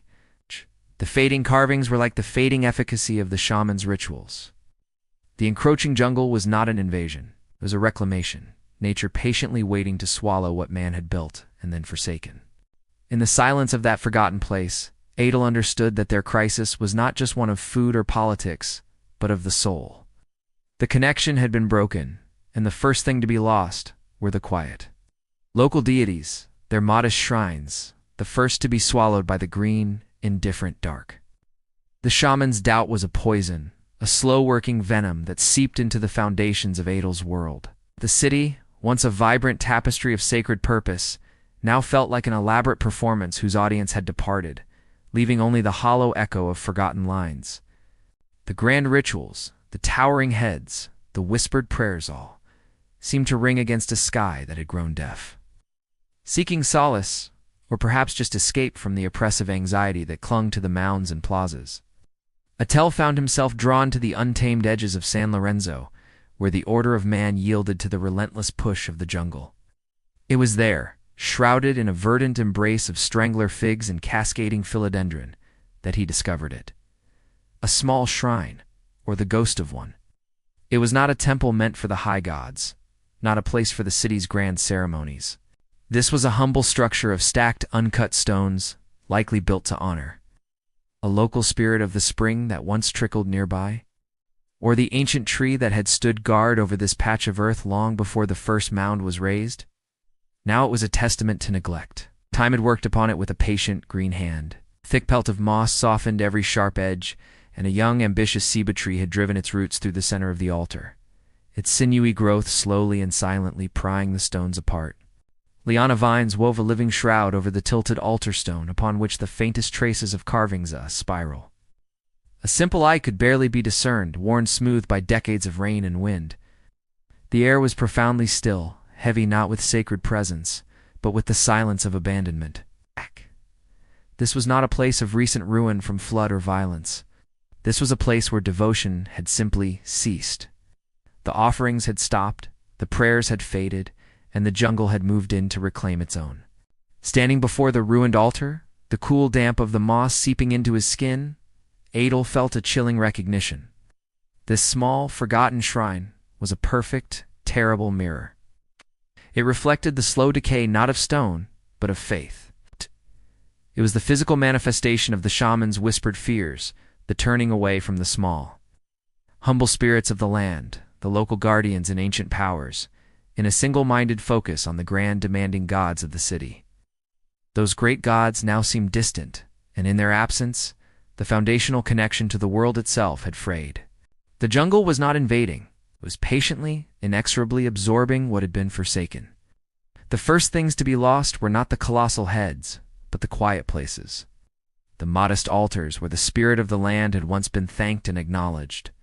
Their silence was the loudest omen yet. The final unanswerable argument was not spoken in the council house, but carried on the still, heavy air from the mounds where the great stone heads stood guard. It was the smell. A sweet, cloying, and unmistakable scent of decay that rose from the rotting maize in the storage pits, a scent that no amount of prayer or policy could purge. It was the smell of an ending, and it finally tipped the scales for those who had the means to choose a different future. They began to leave at dawn, their departures as quiet and deliberate as a retreat from a lost battle. There was no proclamation, no public debate. The decisions were made behind the walls of the finest compounds. Those built on the highest mounds, with the best views of the now failing river. The elite of San Lorenzo, the families whose bloodlines were woven with those of the rulers, whose wealth was measured in jade and fine textiles rather than baskets of maize, had reached their grim conclusion. The covenant was broken. Gods were silent, the land was exhausted, and the city was dying around them. Their duty was no longer to a place, but to their own survival, to the preservation of their lineage and their version of what it meant to be Olmec. Adel watched from the shamaness platform as the first procession made its way down the main causeway. It was a stark contrast to the vibrant caravans of traders or the triumphant returns of warriors from a time that now felt like a legend. There were no chants, no boasts. There was only a grim, focused silence. Porters, their faces set, carried heavy bundles not of trade goods, but of heirlooms. Rolled-up genealogies painted on deerskin, chests filled with ancestral jade. The sacred masks and headdresses used in generations of ceremonies. The nobles themselves walked with a stiff dignity, their fine cotton robes looking strangely frivolous against the backdrop of the parched, struggling city. Their children, wide-eyed and confused, were led by the hand, glancing back at the only home they had ever known. They did not look at the people they left behind. Their gazes were fixed on the southern route, the path that led away from the tired river, away from the blighted fields, away from the scent of rot and the whispers of despair. They were seeking the rumored new centers, places like La Venta, where the land was said to be rich, the rivers full, and the favor of the gods still bright. They were carrying the core of Olmec powerites' rituals, its iconography, its elite bloodlines, to transplant it in fresh soil. Their departure sent a shockwave through the city far more damaging than any flood. The flight of the elite was the ultimate confession of failure. If those with the closest ties to the gods, those who supposedly interpreted their will, were abandoning San Lorenzo, then what hope was left for the commoners, the farmers, the potters, the weavers? A new, deeper kind of panic began to spread, a paralyzing realization that the very heart of the civilization was not just sick, but was now cutting itself out and moving away. The stone heads remained, their impassive faces gazing out over a city that was being stripped, not of its wealth, but of its soul, watching as the first and most vital blood seeped away into the jungle, seeking a future that no longer included them. The river had always been the city's lifeblood, its great brown serpent coiling through the land, giving and taking with a capricious will. But the prayers for rain, so desperately offered into the silent cenote, had been answered with a vengeance that now felt like a curse. The skies, once a hard, unforgiving brass, had not simply opened, they had ruptured. For days, a relentless pounding deluge fell, not in showers but in solid roaring sheets that hammered the already saturated earth. The river, Atel's river, the place of his first sacred connection, began to swell, transforming from a life-giver into a monstrous, churning beast. It rose not gradually, but with a terrifying, deliberate speed. The carefully engineered drainage channels, overwhelmed days before, were now irrelevant. The water ignored them, carving its own chaotic paths through the lower districts.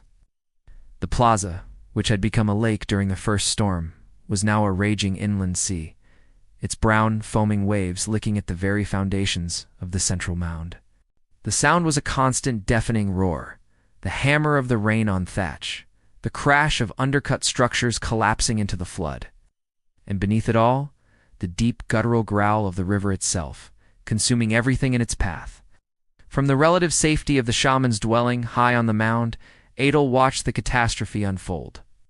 He saw the homes on the lower terraces, the dwellings of the farmers and potters, simply vanish beneath the murky, rising water, their thatched roofs disappearing with a final, gurgling sigh.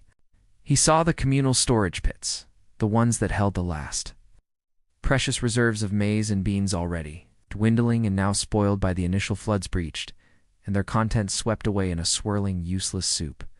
The city's entire insurance against hunger, painstakingly stored and fiercely protected, was being devoured by the hungry water in a matter of hours. The people were a frantic, scrambling chaos against the elemental fury.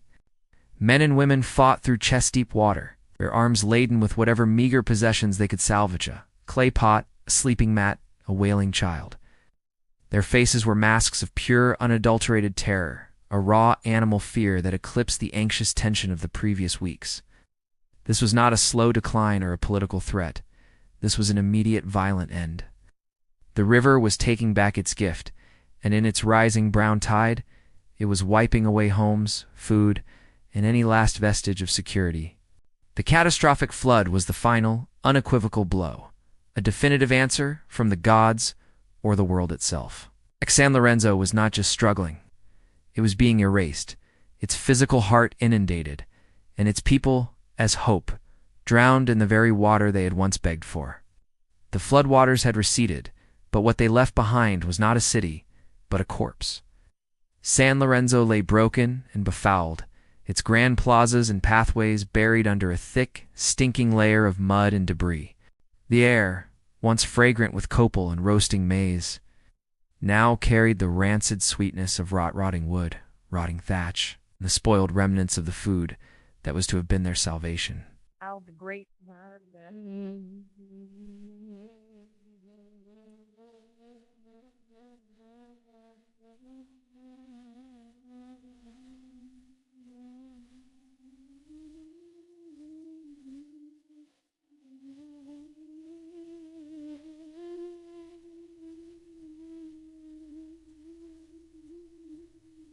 their sides scarred by the water's wrath. The silence was the most profound sound Adel had ever heard, a heavy, suffocating blanket woven from despair and abandonment.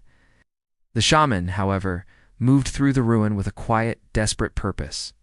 The flight of the elite, the drowned stores, the broken homes, these were disasters of the material world. His realm was the spirit, and though his own faith was a cracked vessel, he believed with a final, agonized certainty that if that connection could be remade, all else might still be mended.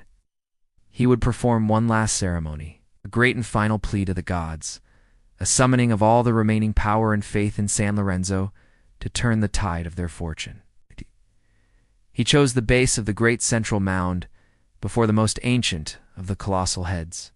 The giant's stony gaze looked out over the devastation, its expression eternally serene, a mockery of the suffering below. The shaman, with Adel's help, began the preparations. They cleared a small space of mud, building a humble altar from unbroken stones they salvaged from the wreckage.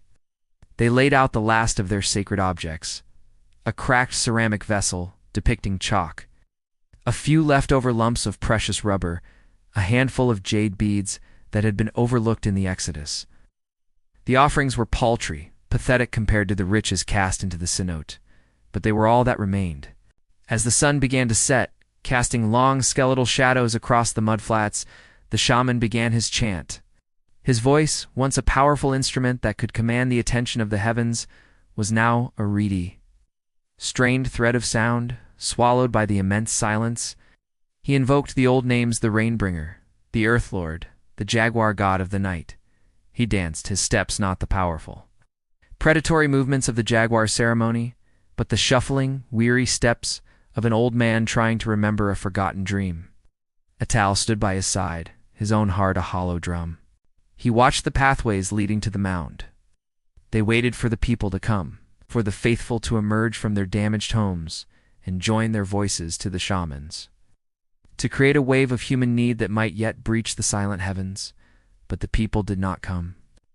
A few figures appeared on the edges of the plaza, their forms dark against the fading light. They were not approaching to join, but merely watching from a distance, like spectators at a strange and futile performance. Their faces were not filled with hope, but with a numb, exhausted resignation. Their faith had been washed away with their homes, drowned in the same brown water that had taken their food. They had nothing left to give to gods who took everything and gave nothing back.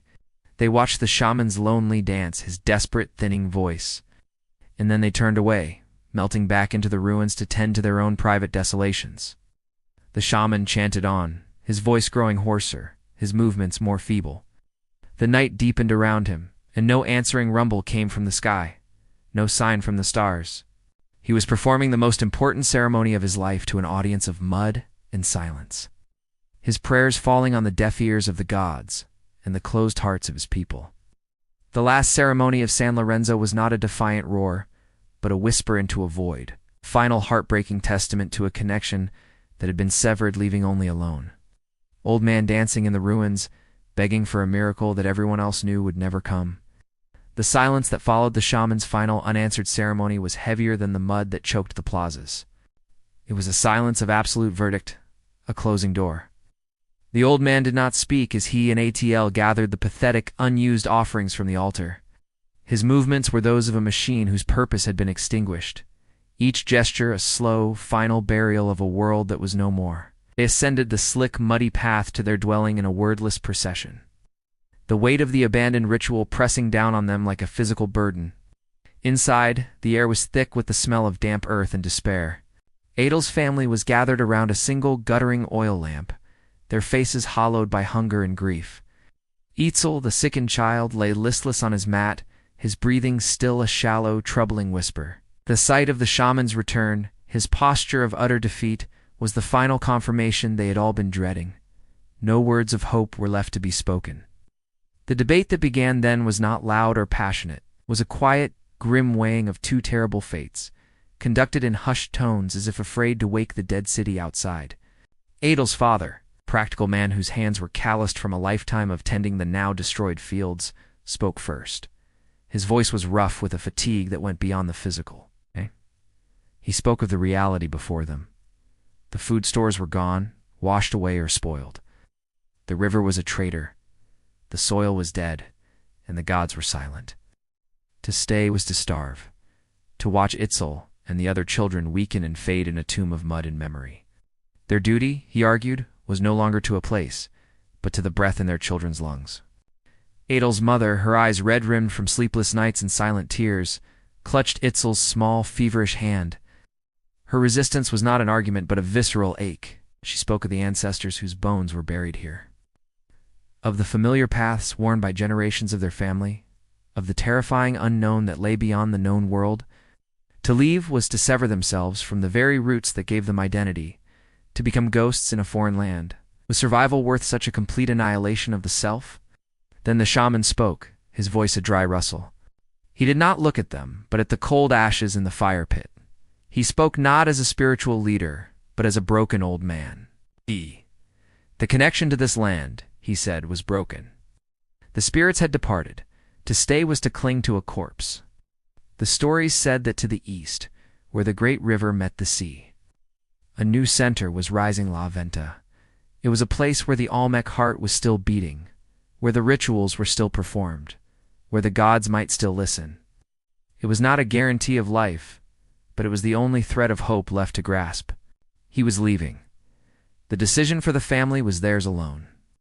Attel looked from his father's grim resolve to his mother's profound sorrow. From the shaman's empty eyes to his cousin's labored breathing, he thought of the abandoned shrine being swallowed by the jungle, of the elite fleeing with their sacred bundles, of the colossal heads standing guard over a silence they could no longer fill. The debate was not really about staying or going. It was about choosing the manner of their end. A slow, familiar, fading into nothingness here, or a desperate, dangerous gamble toward a whispered possibility elsewhere. The family's silence stretched, filled with the unspoken acknowledgement that there was no right choice, only a less terrible one. In the end, the weak, rhythmic gasp of the child on the mat was the only argument that mattered. The decision was made in a shared, shuddering breath. It would go. Dawn arrived, not with the hopeful gold of past mornings, but with a pale, hesitant light that seemed afraid to fully illuminate the ruin below. The decision once made became a frantic, silent imperative. There was no ceremony to their departure, no farewells to neighbors who were themselves bundles of grim determination. Engaged in the same desperate calculus, the city was a graveyard, and the living were quietly, hurriedly digging themselves out. They could take only what they could carry, a brutal editing of their entire lives into a few essential bundles. The weight of every object was measured against its necessity for survival. A stone matadi for grinding maize was left behind, its utility outweighed by its crushing weight. Treasured pots, woven mats, the small tokens of a lifetime all were abandoned to the mud. Attal's father shouldered a pack filled with the last of their dried fish and precious seed corn, saved from the floods. His mother carried a rolled-up sleeping mat and a waterskin Attel, a listless weight against her chest, wrapped in a thin cotton blanket. Atel's own pack held the shaman's remaining ritual items, a few medicinal herbs. In the cool, hard shape of the obsidian knife, its ambiguous promise, a strange comfort. The shaman carried almost nothing, his worldly possessions reduced to the feathers in his hair and the knowledge in his heart. He stood at the door of the dwelling, his gaze sweeping over the platform, the central mound, the silent stone face of the colossal head. He was not looking at the mud or the broken thatch. He was looking at the memory of what had been, imprinting it upon his soul one final time. Then he turned his back, his face a mask of carved sorrow, and began the descent. They picked their way through the ravaged pathways, their feet sinking into the foul-smelling muck. The familiar landmarks were distorted, buried, or gone entirely. The place where Attel had watched the ballgame was a swamp. The workshop of the master artisan was a collapsed skeleton of poles. They passed other families moving in the same direction, a silent exodus flowing toward the eastern edge of the city. No words were exchanged. Their shared purpose was a language of its own, spoken in downcast eyes and set jaws. At the city's boundary, where the ordered world of man gave way to the untamed wall of the jungle, Attel paused. He turned for one last look. San Lorenzo lay behind him, not as a city of power and glory, but as a beautiful, broken dream half swallowed by the earth. The great mounds were scars on the landscape, the stone heads lonely sentinels guarding an empty kingdom. The home of his ancestors, the heart of his world, was now a place of memory and loss. A final, silent goodbye echoed in his heart, a farewell to the boy who had fished in the river and discovered a jade figurine, a boy who no longer existed. Then, without a word, he turned and followed his family into the waiting green. The path was narrow and overgrown, the jungle already pressing in to reclaim the land. With each step away from the desolation, the weight of the past began to lift, replaced by the terrifying, exhilarating burden of the unknown. They were refugees now, carrying the embers of a dying culture in their hearts and the desperate hope for a new shore. The journey had begun. The jungle closed around them like a living, breathing wall, swallowing the ruins of San Lorenzo in a matter of steps. The well-trodden paths that had once connected the city to its outer villages were gone, overgrown by a relentless tide of green. Now there was only the raw, untamed wilderness, a world of shadows and thorns and ceaseless chittering life.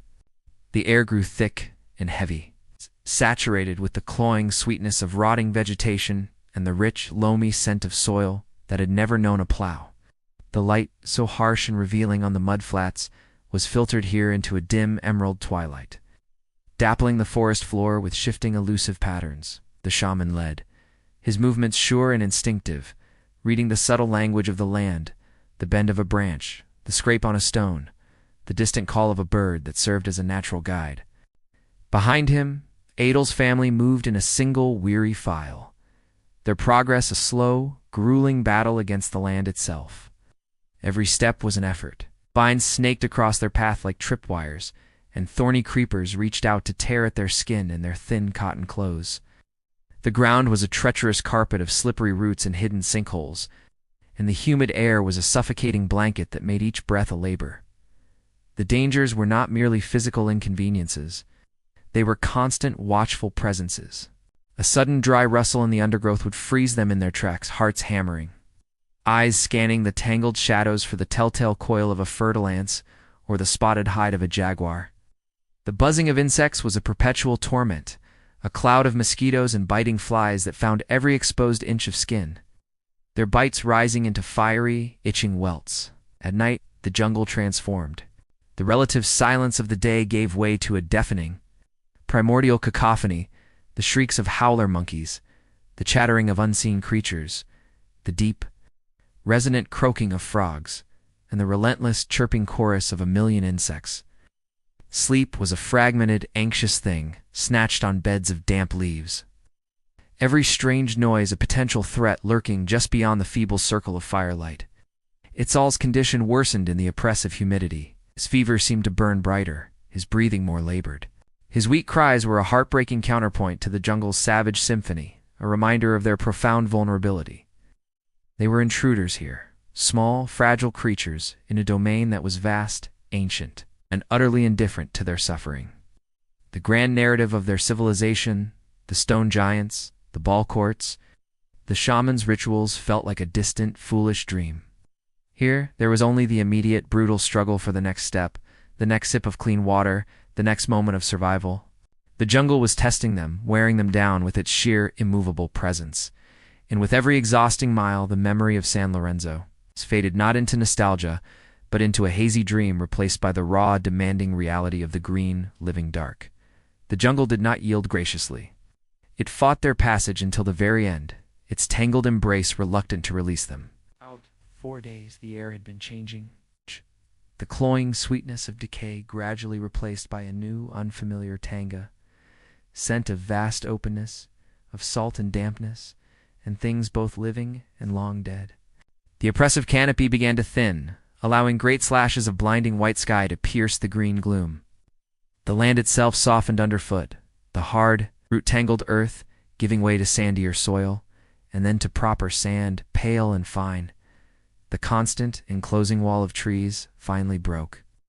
One moment they were pushing through a final curtain of leathery-leaved shrubs, and the next they stumbled out into a world of overwhelming light and space.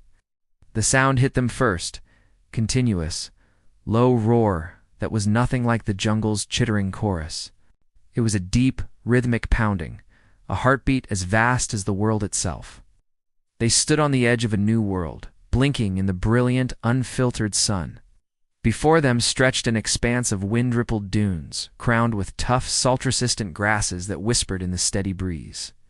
And beyond the dunes, a sight that stole the breath from their lungs and rooted them to the spot. It was water, but a water unlike any they had ever conceived. It was not the familiar brown serpent of their river, but an impossible, endless plain of shifting. Restless blue-green, stretching to a razor-straight line where it met the sky. It was the sea, the great eastern sea of the traders' tales, and its immensity was both terrifying and awe-inspiring. The air was alive here, whipping at their hair and clothes, carrying the cries of strange white birds that wheeled and dove over the waves. The smell was potent, the clean, sharp bite of salt, the rich, fecund odor of wet sand, and exposed mudflats, the pungent aroma of rotting seaweed washed up in great tangled banks. It was a landscape of elemental power, of wind and water, utterly alien after the enclosed earthy world of the jungle and the river valley. But it was not empty. Their eyes, adjusting to the immense horizon, were drawn to a disturbance in the distance, a smudge of human activity against the vast natural canvas. There, where a wide, sluggish river met the hungry sea, a new city was being born, La Venta. Even from this distance, they could see its nascent form. The great earthen mounds were smaller than those of San Lorenzo, but they were raised with a frantic, determined energy. The air shimmered with the distant dust of construction, and the faint, carried in the wine sounds of chanting workers and pounding stone, echoed the relentless rhythm of the waves. A fragile, desperate hope, so long buried under exhaustion and loss, began to flutter weakly in Adel's chest. They had arrived. They had survived the green hell and the weight of their grief. They stood on the threshold of the whispered promise, a place where the Olmec heart was still beating, where the work of creation had begun anew. The journey was over. But as they looked from the wild, untamed sea to the raw, rising city, they understood that a new struggle was just beginning. The struggle to build a home on this new shore, to transplant the withered roots of their culture into this strange, salty soil, and to discover if the gods would listen here where the water was endless and the wind never ceased its mournful song. The air of La Venta was a living thing, thick with the scent of wet earth, salt from the nearby sea, and the sharp, clean smell of freshly split stone. It hummed with a frantic, determined energy that was both familiar and utterly alien. As Atil and his family drew closer, the scale of the new city revealed itself. Not as a finished monument like San Lorenzo, but as a raw, pulsating wound of creation. Everywhere the earth was scarred and upturned. Teams of laborers, their bodies gleaming with sweat under the relentless sun, hauled baskets of soil up the sides of nascent mounds. Their movements synchronized into a relentless, grunting rhythm. The sound was a constant low thunder, the pounding of rammed earth, the grating drag of sledges, the shouted orders of overseers. At the city's heart rose its centerpiece, the Great Pyramid. It was not a mountain of stone, but a colossal construction of clay and earth, already dwarfing every other structure. Its sides were steep, brutalist slopes, still raw and unfinished, with a single steep ramp climbing its face like a scar. At its summit, a frenzy of activity signaled the construction of a temple. Its wooden framework, a dark skeleton against the bright sky. This was the new Axis Mundi, the spiritual core around which all else would revolve, and the sheer, desperate ambition of its scale took Adel's breath away. But it was on the ground that the true wonder lay. In the vast plaza stretching before the pyramid, artisans were on their hands and knees, engaged in a work of breathtaking precision and madness. They were setting thousands of carefully shaped blocks of serpentine into the earth, creating a vast mosaic that stretched across the packed clay. Even partially completed, the design was awe-inspiring, a stylized, abstract jaguar mask, snarling mouth a maw of dark green stone, its eyes great hollows waiting to be filled with obsidian or polished iron. Or it was a testament to a culture refusing to die, pouring its remaining artistic genius and spiritual yearning into the very earth of their new home, a permanent prayer laid at the feet of the pyramid. The people who moved through this chaotic birth of a city were a reflection of its fractured energy. There were faces Ital recognized from San Lorenzo: artisans, farmers, potters, their expressions a mixture of hollow exhaustion from the journey and a fragile, wary hope. They worked alongside strangers, people from other fallen villages and settlements, all united by the shared language of labor and the Olmec traditions they carried in their hearts. But beneath the surface of this vibrant activity, a current of deep anxiety thrummed. Eyes darted toward the horizon, not in fear of human conflict, but with the haunted look of those who had already lost one world. Ow. The energy was not purely celebratory. It was charged with a desperate need for this endeavor to work, for this new shore to hold against the tides of misfortune that had swallowed the old. La Venta was not a peaceful new beginning. It was a defiant, collective act of will, a city being built on a foundation of memory and loss. Its vibrant energy masking a profound and universal terror that they might simply be building another beautiful tomb. The sheer, brutal ambition of La Venta was a force that vibrated through the very ground, a relentless drive to carve order from the swampy coastal wilderness. This ambition found its most potent expression not in the rising earth of the Great Pyramid, but in the titanic struggle to bring the sacred stone to its feet. A new call had gone out, a summons for all able-bodied hands, and ATL found himself swept into the effort, his apprentice status granting him not exemption, but a front-row view of the city's raw, grinding will. Its quarry was a day's journey inland, a place where the earth had thrust up a great, serpentine-rich ridge, a mountain of the precious green stone. The journey to its base was a procession of grim purpose. Hundreds of men, their muscles corded and shining with sweat and oil, moved with a synchronized, painful grace. They worked in teams, their world reduced to the physics of weight and friction. Before them lay the reason for their toil: massive raw blocks of serpentine, each one the size of a small hut, freshly pried from the living rock. These were not yet the finely carved altars or statues they would become. These were raw, geometric mountains themselves, their green surfaces dulled by dust, but hinting at the deep, sacred color within. The transport was a spectacle of organized agony. The men set to work with levers and rollers, a chorus of grunts and shouted commands rising as they inched the colossal block onto a massive sledge of hardwood. The ropes, thicker than a man's arm, were woven from the toughest henequan fibers, and teams of 50 or more men took their positions along their lengths. A lead chanter set the rhythm, his voice a deep, guttural pulse. That was not a song, but a metronome of sheer effort. On his cue, the men leaned into their ropes, their bodies straining at a 45-degree angle, their feet digging into the soft earth, churning it into mud. The sledge groaned, the logs beneath it creaking in protest. And with a shudder that Adol felt through the soles of his feet, the green stone mountain began to move. The pace was agonizingly slow, a battle 1 inch by grueling inch. The path to La Venta was not a road, but a cleared swath of jungle, a muddy gash torn through the green. Men ran ahead, laying down wooden tracks and pouring water to reduce friction, while others followed behind, ready to jam logs under the sledge the moment it threatened to stall.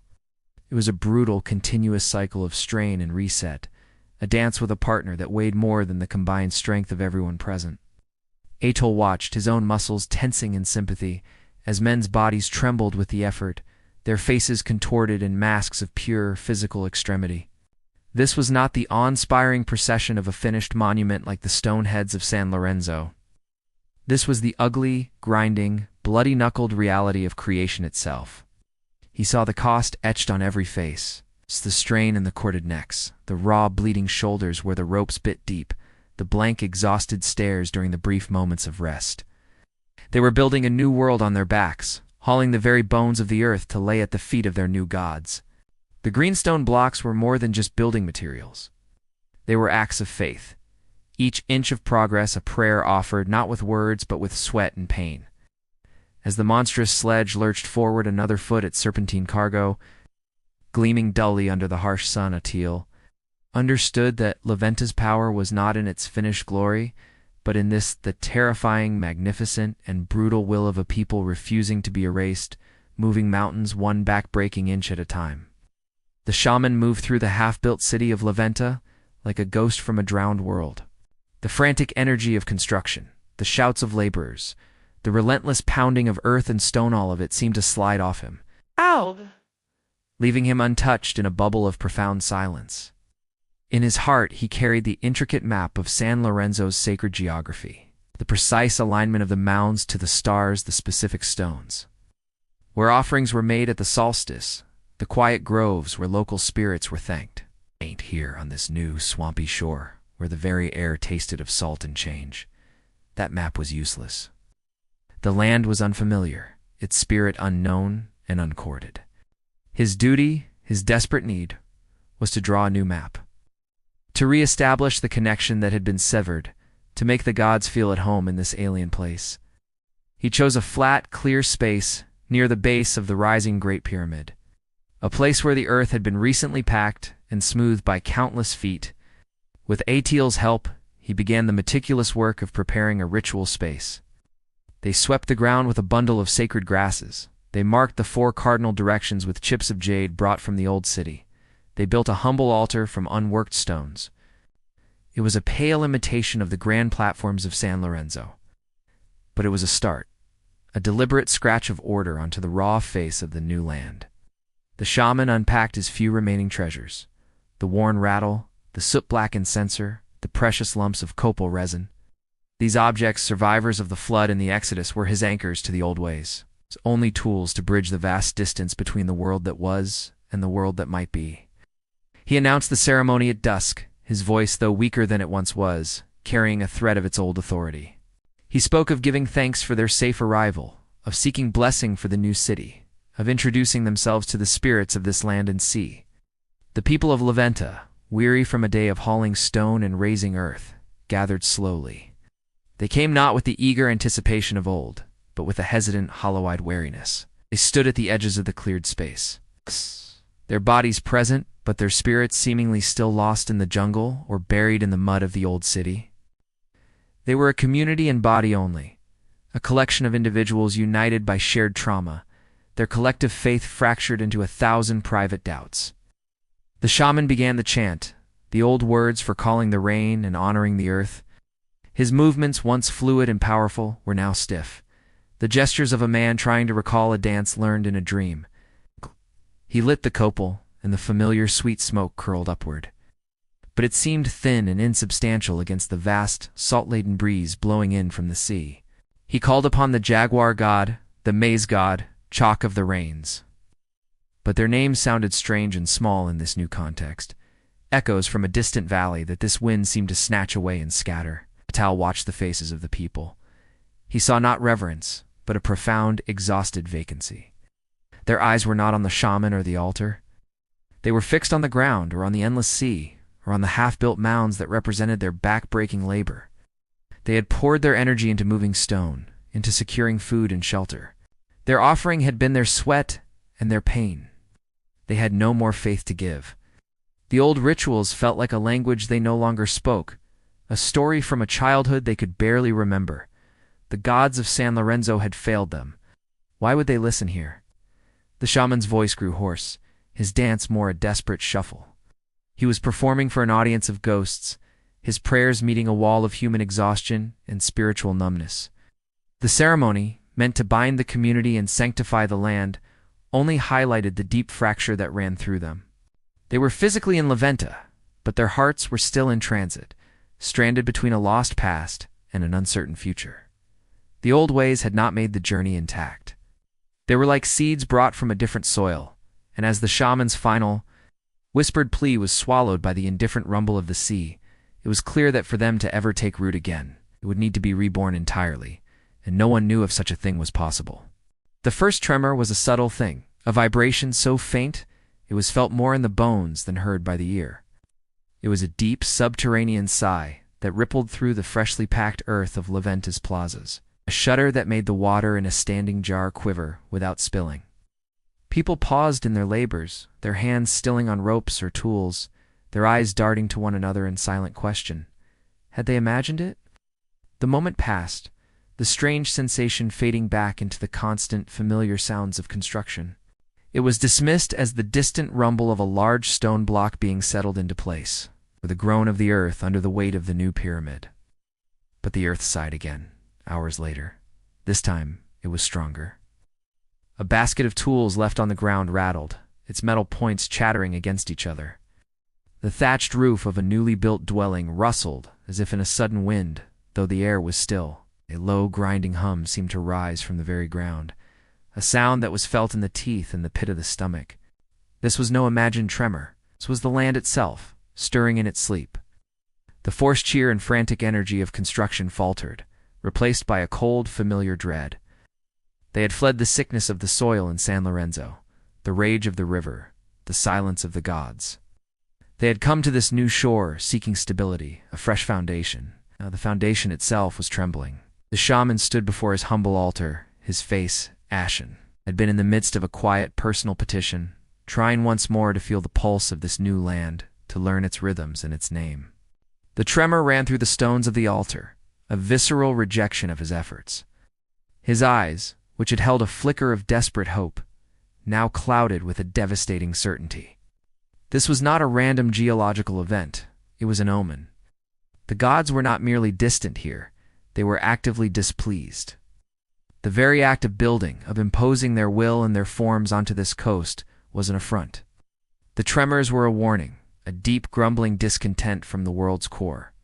The spiritual uncertainty that had festered since the flight from San Lorenzo now curdled into a sharp, specific terror. They were not just building on sand. They were building on the back of a restless, waking giant, and their hammers and chisels were provoking it from its slumber. The tremors had passed, but the silence they left behind was more profound than any sound. It was a silence thick with unvoiced fear, a collective holding of breath, as if the entire city of La Venta was waiting for the earth to draw another, more violent breath.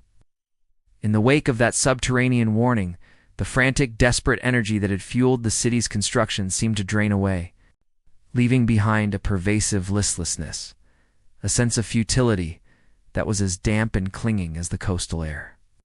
It was in this atmosphere of suspended dread that Atel came upon the workshop. It was an open-sided shelter, much like the one he remembered from San Lorenzo, its thatched roof providing shade for the sacred work of shaping stone. But here, the familiar music of creation was absent. The rhythmic tink-tink-tink of chert against jade, the soft grinding rasp of sandstone had fallen silent. The air, usually hazy with a fine sacred dust, was clear and still. Inside, the scene was one of arrested time. An artisan's workspace lay frozen in mid-task, a perfect snapshot of ambition interrupted. A large block of dark green serpentine, roughly hewn into the beginnings of a jaguar's snarling visage, sat upon a sturdy workbench. One of its eyes was a hollow socket, meticulously drilled and smoothed, waiting for an inlay of obsidian or polished shell to give it sight. The other eye was merely a sketched circle, a ghost of intention on the rough stone. The artisan-esque tools lay where they had been dropped. Fine-pointed chert, chisel rested against the jaguar's unfinished cheek. A hammerstone sat on the ground beside a scatter of tiny green flakes. A half-finished bowl of water, used for keeping the stone dust down, sat evaporating in the heat, its surface covered in a film of grit. A stool was overturned as if its occupant had risen swiftly and without thought. There was no sign of struggle, no violence, only absence. The abandonment was not born of sudden panic, but of a slow, sinking realization.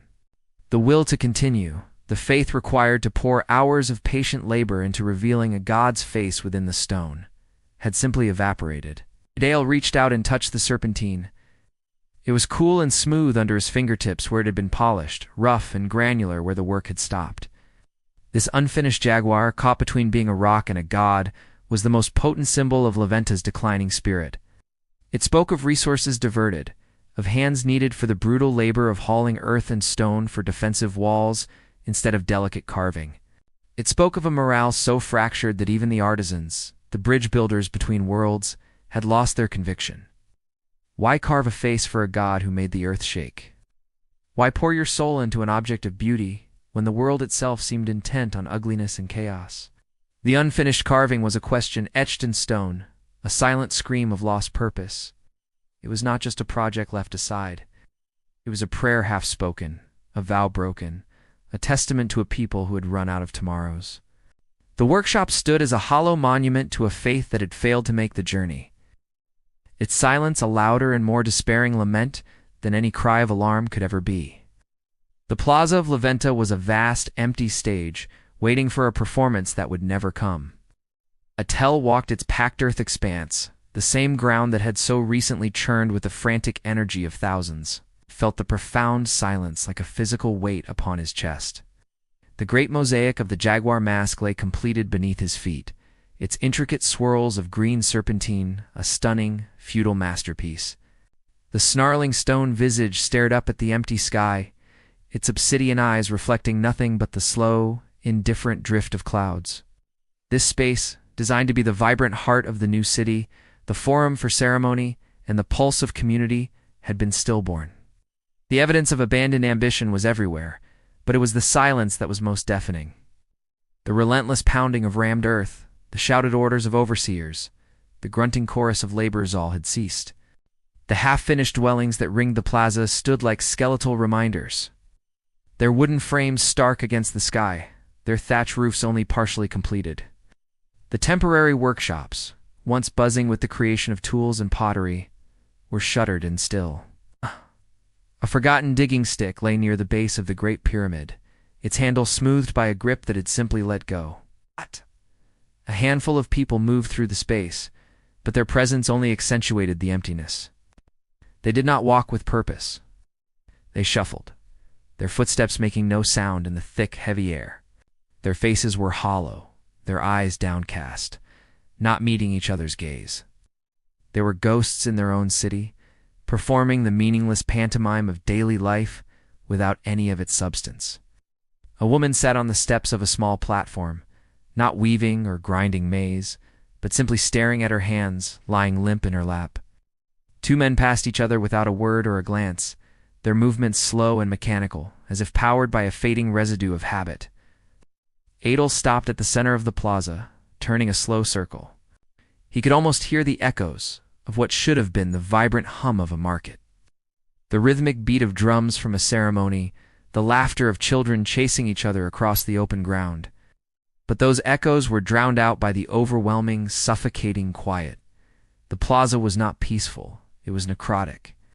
It was the silence of a heart that had stopped beating, of a collective breath held and then never released. The great enterprise of La Venta, the defiant act of will that had hauled green stone mountains and raised earthen pyramids, had simply wound down. The spirit had leaked out, leaving behind a beautiful, intricate shell. A city of earth and stone that was already, irrevocably, a ruin of the future. The silent plaza was the final answer to every unanswered prayer. The hollowed-out core of a dream that had died not with a crash, but with a whisper. The old shaman sat in the shadow of the Great Pyramid, a figure so still he seemed another stone in the city's gathering ruin. The coastal wind, once thick with the promise of salt and new beginnings, now carried only the dust of abandonment and the damp chill of despair.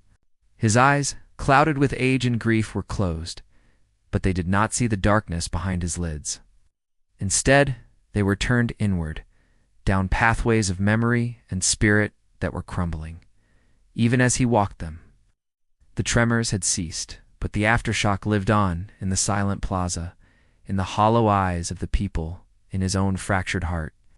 He had tried to bridge the worlds, to plant the old gods in this new, unyielding soil, and he had failed. Oh? Adrift in a sea of silence, he cast his spirit out one last time, not in prayer, but in surrender, a final, desperate attempt to see what would become of the seeds they had tried to sow. The vision did not come as a thundering revelation, but as a slow, inexorable unraveling. He saw the people of La Venta not as a community, but as scattered points of light, like embers blown from a dying fire. Family by family, group by group, their resolve extinguished by hunger, fear, and the earth's own rejection, they turned their backs on the half-built city.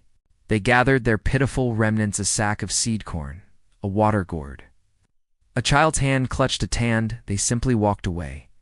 They did not go with the purpose of the elite who had fled San Lorenzo, seeking another center of power. They left with the slow, defeated tread of those who have nowhere to go, dispersing into the surrounding jungle, along the coast, up the riverways, becoming fragments of a shattered whole. And as the last of them vanished into the green, the city began to sigh. It was not a sound, but a feeling, a great collective exhalation of relief as the pressure of human ambition lifted. The vision accelerated, days and seasons blurring into a swift green tide. The carefully packed earth of the plaza cracked under the insistent push of pioneer weeds. The steep sides of the Great Pyramid, once so stark and geometric, softened as wind and rain carved gullies down their faces, and tough, wiry grasses took root in the scars. Liana vines, patient and opportunistic, crept from the jungle's edge, their sinewy lengths snaking up the sides of abandoned dwellings, pulling at the thatch, weaving a living shroud over the wooden frames. The shaman saw the magnificent jaguar mosaic, that testament to their defiant artistry, slowly buried under a carpet of humus and fallen leaves. He saw the serpentine blocks they had hauled with such backbreaking effort become mere perches for lizards, their sacred green dulled under a film of moss and birdlime. The ceiba and fig trees, the great lords of the forest, advanced their territory, their mighty roots prizing apart the stone alignments of altars, their canopies stretching to reclaim the sky above the pyramid. The city was not destroyed, it was digested. The jungle, which had been held at bay by sheer force of will, flowed back into the void they had created, its green, indifferent embrace, reclaiming every street, every mound, every stone. La Venta became a memory, then a rumor, then a dream, its name and its purpose swallowed by the relentless breathing green. The vision ended not with a cataclysm, but with a profound, absolute silence. It was broken only by the drip of water from a leaf and the call of a bird perched on the nose of a forgotten stone jaguar. The shaman opened his eyes, the terrible, beautiful truth of it etched upon his soul. They had not been building a new beginning. They had been building a tomb, and the forest was its final, patient caretaker. The old man's bones ached with a cold that had nothing to do with the coastal breeze. Atel stood at the edge of the great, silent plaza of La Venta, his gnarled hands resting on a staff of weathered ceiba wood. He was a relic himself, a living artifact from a world that had already turned to dust in memory. The vision the shaman had shared, the slow, green consumption of all they had built, had proven true. Not as prophecy, but as simple, inevitable fact. As the will had bled out of the city, leaving behind a beautiful, empty shell, and now the final act was upon them. He watched them go, the last few families. They were not the proud elite who had fled San Lorenzo with their chests of jade and their ancestral masks. These were the remnants, the stubborn few who had clung to the dream the longest, their faces etched with a resignation so deep it was almost peace. Their bundles were small and practical: a net for fishing, a pot for cooking, a sleeping mat rolled tight. They did not look back at the half-finished pyramid or the magnificent buried mosaic.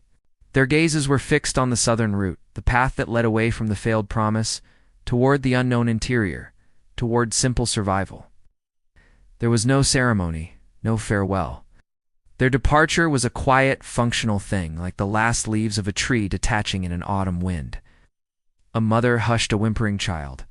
A man adjusted the strap of a pack on his shoulder. And then they were simply gone, their figures swallowed by the dense, waiting wall of the jungle.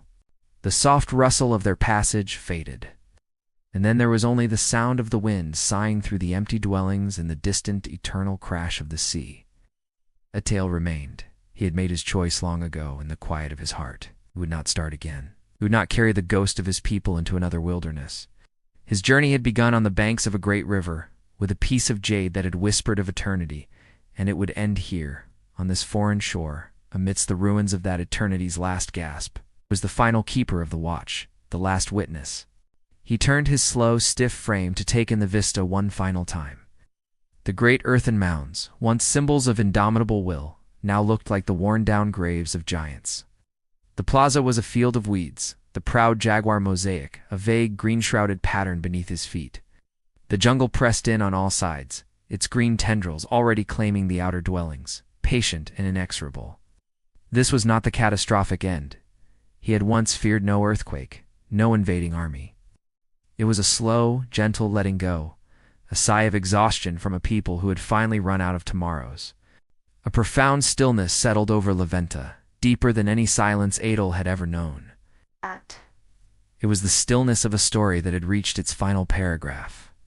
He was alone, truly, utterly alone. The last families had departed, leaving the city to the wind, the creeping vines, and the old man who refused to forget. He stood there, a solitary figure against the vast, indifferent sky, and offered the city his last glimpse, a final silent benediction for the rise and fall of the Olmec world before the forest stepped forward to claim its own. The silence after the last family's departure was not empty, but full. It was a presence, a living, breathing entity that settled over La Venta with the weight of centuries. Atel remained, a solitary sentinel in the vast, green-carpeted plaza, his staff rooted in the earth like the ancient ceiba tree from which it was carved. He did not feel the loneliness of abandonment, but a strange, solemn communion. He was the last thread connecting the world of men to the world of memory, and he would not break it. He moved slowly, his old bones protesting each step, on a final pilgrimage through the corpse of the city. His feet traced the patterns of the great jaguar mosaic, his fierce visage now softened under a blanket of moss and fallen leaves, its obsidian eyes blind to the sky.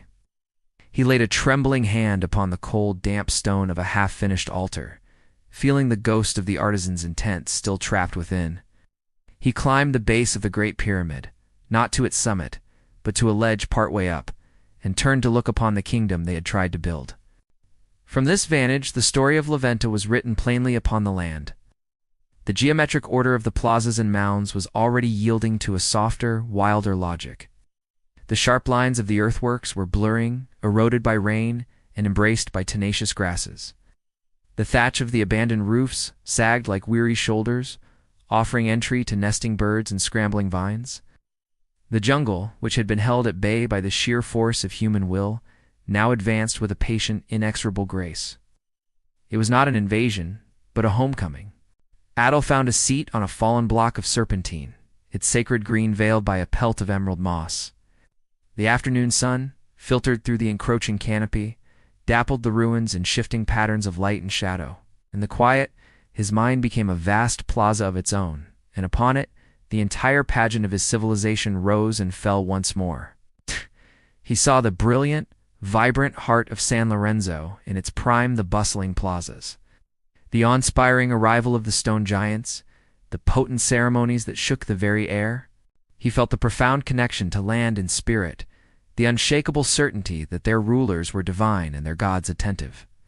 He remembered the traders' tales that painted a map of a vast, influenced world, and the fierce, sacred power of the jaguar's roar in his soul. Then he watched the slow unraveling. The droughts that cracked the earth and their faith, the floods that drowned their stores and their hope, the elite fleeing with the soul of their culture bundled on their backs. He felt the cold dread of the shaman's doubt, the spiritual void that no offering could fill. He saw the proud, defiant birth of La Venta, the monstrous effort to haul greenstone mountains, the desperate attempt to transplant a withered heart into new soil. And he witnessed the final, weary exhalation, spirit leaking away until nothing remained but the beautiful, empty shell he now sat within. A delicate tendril of a creeping vine brushed against his arm, its touch as gentle as a question. He did not brush it away. He looked down and saw that young shoots were already pushing through the cracks around the stone he sat on, their tiny leaves unfurling toward the light. The forest was not destroying their work.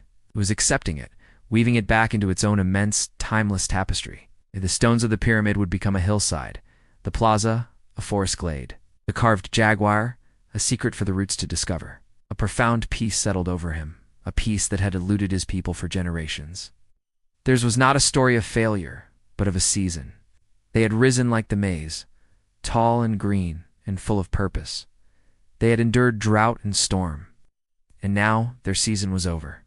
They were returning to the earth from which they came, their cities becoming memories in the soil, their stories nourishment for the roots of the ceiba trees. The sun began its descent, painting the sky in hues of orange and violet. The first fireflies emerged in the deepening twilight, their tiny lights flickering like the last, gentle breaths of the city's spirit. Atal, the boy who had found a jade figurine in a river, The man who had witnessed the end of a world closed his eyes. He did not see the darkness, but the endless, embracing green. He felt the forest's gentle, inexorable hold, not as a conqueror, but as a mother, gathering her children back into her arms. And in that final, quiet embrace, he knew that nothing was ever truly lost.